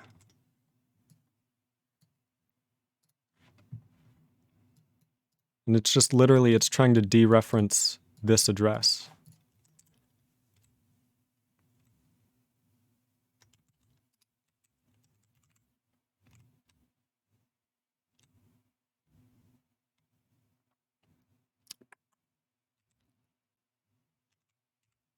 Does puts work before you init libc? It's probably not a valid question. Sorry, it says nope. Okay. Can we make it crash somewhere else? However, you can use debug_print. Okay, that'll be useful. It works like standard print. Legendary.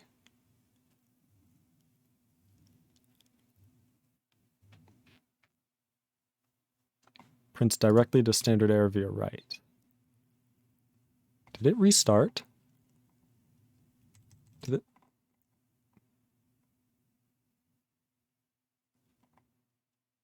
No. We just do this printout earlier than normal.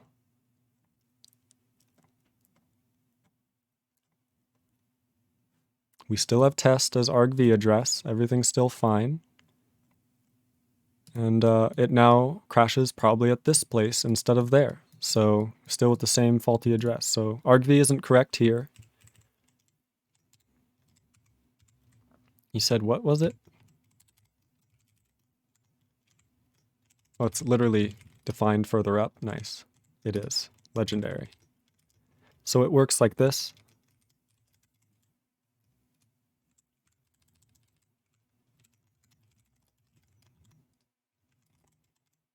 Is that valid? Debug print. Probably a new line with this string. Yeah, that works. Okay, we're going to try it. Gonna look that up. Sorry for flashing you there. Xcopy command line arguments. If you look in libc init, it's used there. Okay. It's not. That's what debug message is. Oh, okay. Okay. I see what you're saying.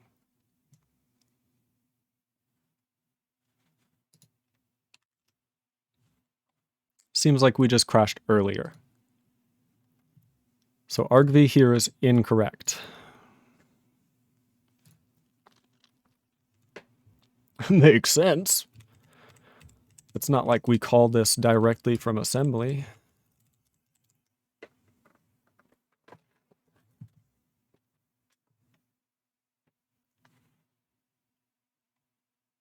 The dereferencing is crashing it. Yeah, but it's just the wrong pointer for some reason.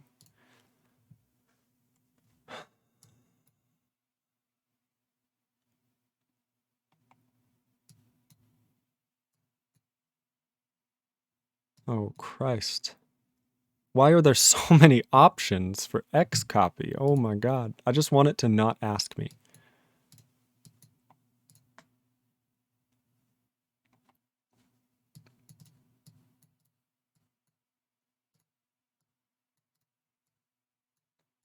There's no ignore prompt. Are you kidding?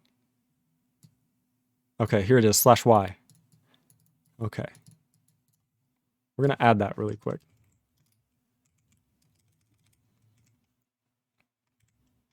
Whoa. Okay. There we go.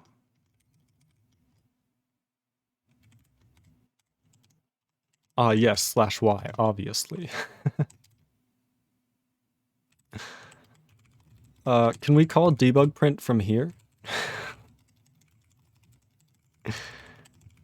How's this incorrect? Base pointer would be this. 8 off the base pointer would be this. So 16 off the base pointer would be wherever it was before. Fuck. Sroid says, obviously, it's a template. You can if you use the mangled name. Well, Christ. Okay, what if we're just lazy and we pretend we don't need to do stuff like this?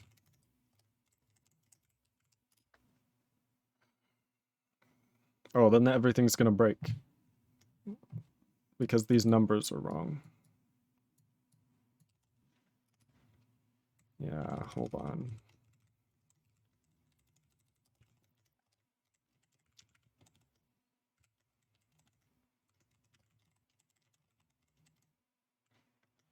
Hey, we now got a null. That's pretty good.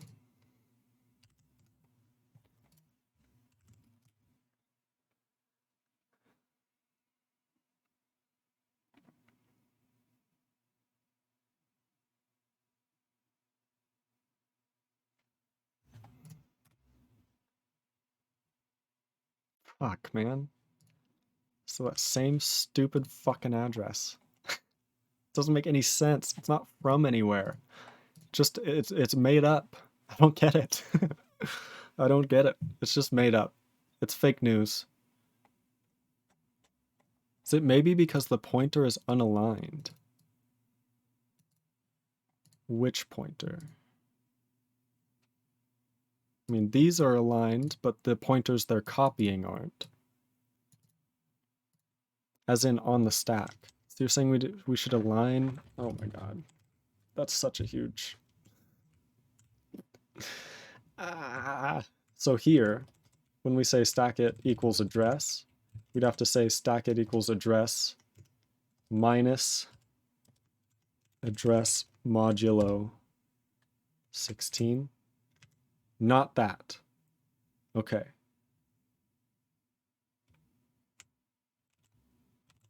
This?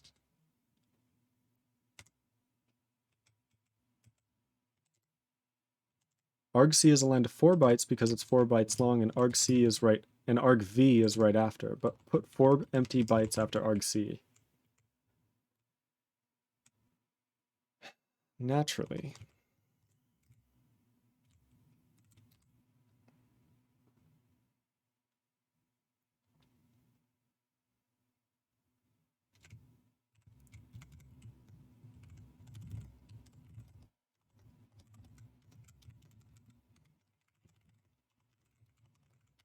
Like so.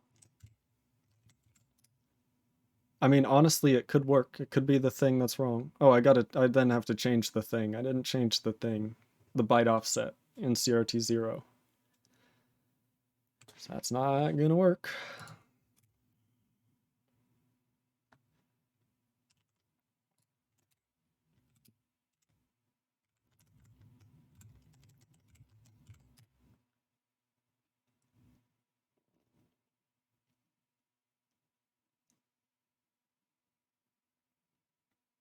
So you're saying there's a chance.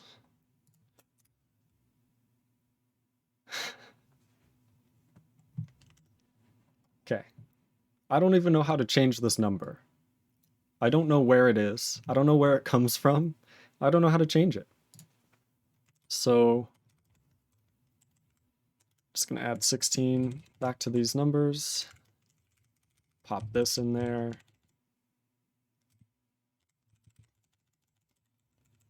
So I can just use these.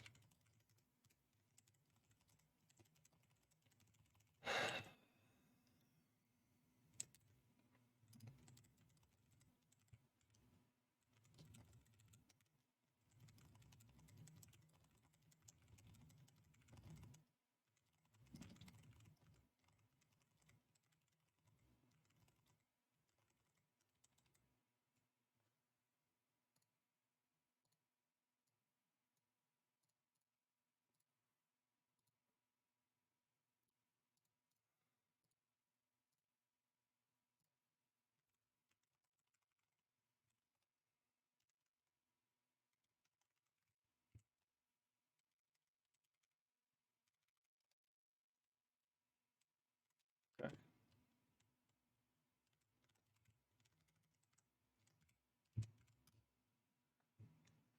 We're gonna print out the pointer. Because if this is that crazy number, it would make sense that it's only available in the kernel and not in the thing. But if it's a sensible number, and this continues to make no sense. Fuck. Okay, it's a sensible number. It's obviously on the stack. Is there something wrong with it, though?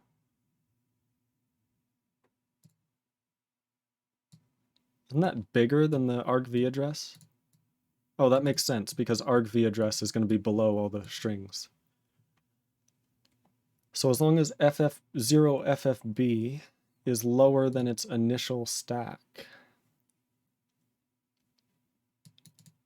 which it probably is, because it works. Well, it's a proper pointer in argv addresses. And we're dereferencing it here, we're printing it, we're using it in all sorts of ways. It is mapped to the same address in user space and kernel. We share it, the stack mapping.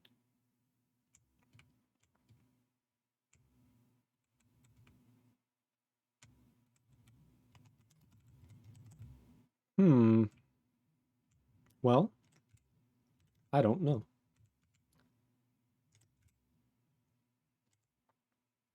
I'm going to start a commit. We'll do blaze it and standard out, because why not?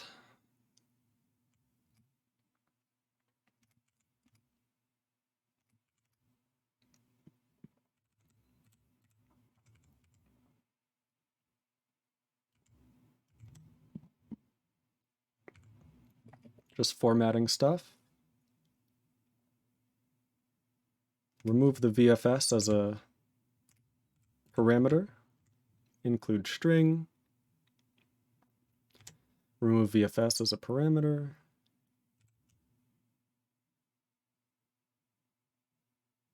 Use memory map instead of just map.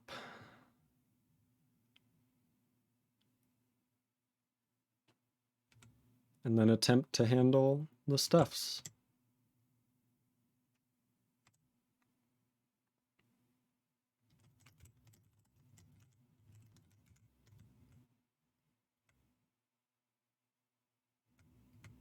I mean, it's only ever used in these few spots.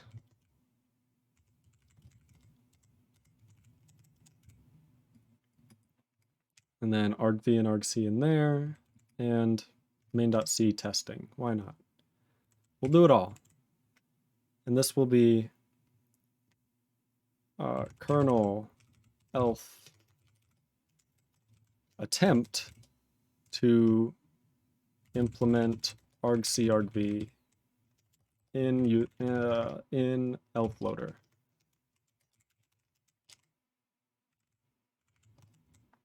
Attempt to implement argc argv in lfloater. It doesn't work yet. It page faults because page faults when the user space process, oh god,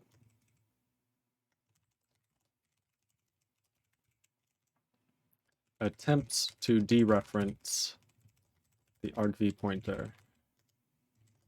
I have no idea where this invalid pointer is coming from, and I'm sure it will be, I don't know.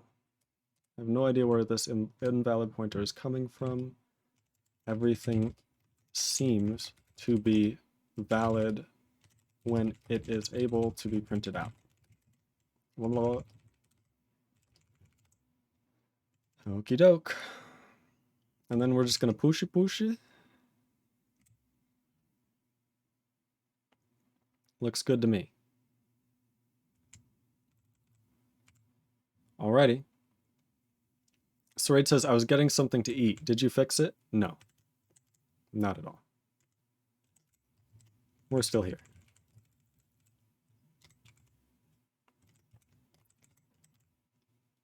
I have no ideas. I committed it because I have no ideas. I don't know how to fix that. Like this, everything in the kernel is looking correct when we iterate over it and everything like that. It's mapped one-to-one to the same address, T to T, in the new page table for the process. The process uses this new page table, which means it should be set. The only possible thing that I can see happening is that the scheduler isn't somehow setting these properly. But it should.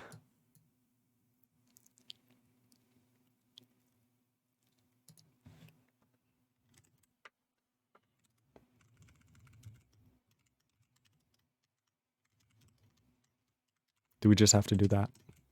Sir Aid, please tell me we don't, please. Please tell me that's not what I just spent an hour on.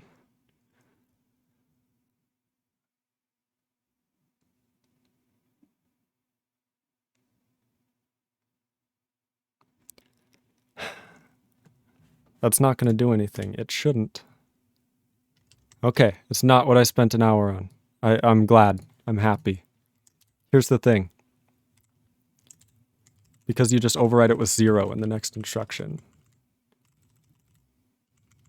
Okay, so maybe it's the other way around.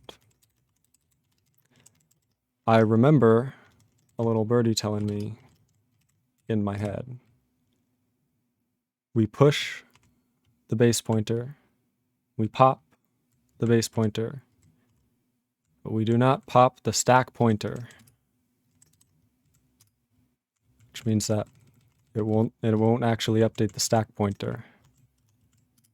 Is that right? Am I wrong?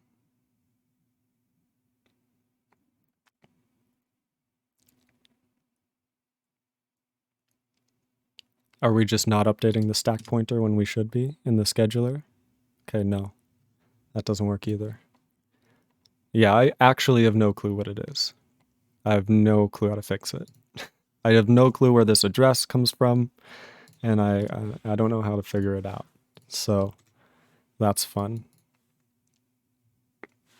Because if we go to this address, it's just loading argv. It should just be here, which should just be etc. Well, I had a good idea with the scheduler stuff, because the first time we switched to the process, we basically, you know, pop off the stack, and we set the stack in the scheduler switch process thing.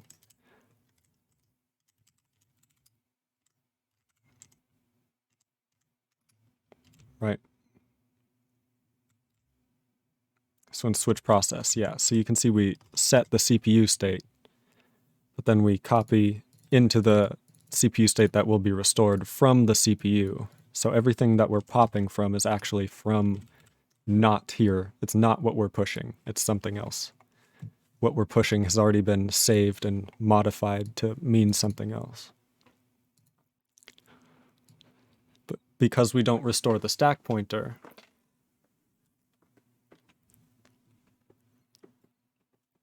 I don't get how that makes sense. You know what I mean? Should we just pop the RSP here? That's what I'm saying. Like, I remember this being a whole thing. I think I did it for a reason, but I can't remember. So maybe the stack pointer is correct and everything's fine. I mean, the stack pointer is correct here, obviously, but it was a hope. It was a hope. I've got nothing.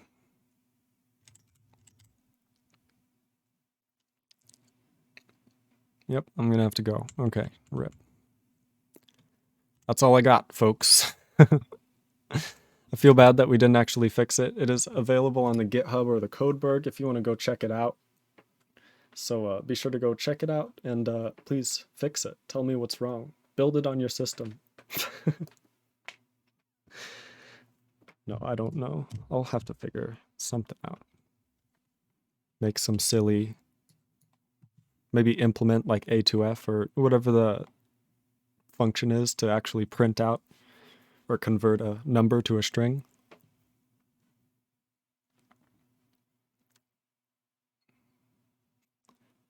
So it's like it's not mapped with the proper user space flags. That doesn't make any sense. Is stack flags wrong? Are we mapping with incorrect flags? Okay, one last idea. I don't have enough time, but I'm gonna do it anyway.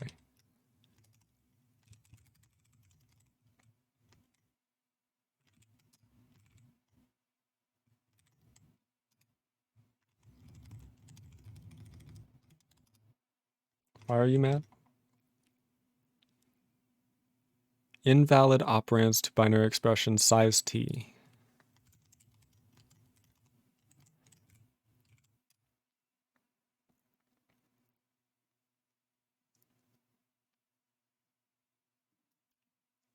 The stack flags are set up here to user super already. I know. I'm trying it. Okay. I've got nothing then. They're just trying to read from this address that's in the middle of nowhere for apparently no reason. And it's not mapped as a user super, as it shouldn't be. This is a proper page fault, catching an invalid memory dereference from user space for some reason. Just don't know where that invalid memory address comes from. Oh, well, not much I can do about that now. That's it. That's okay. Yeah, I can't do much about that. I feel so bad. I want to fix it, but I can't. I have no clue how. Everything, like all the data we're checking is correct. The data we're writing is to physical memory. So it's like, it's kind of gotta work.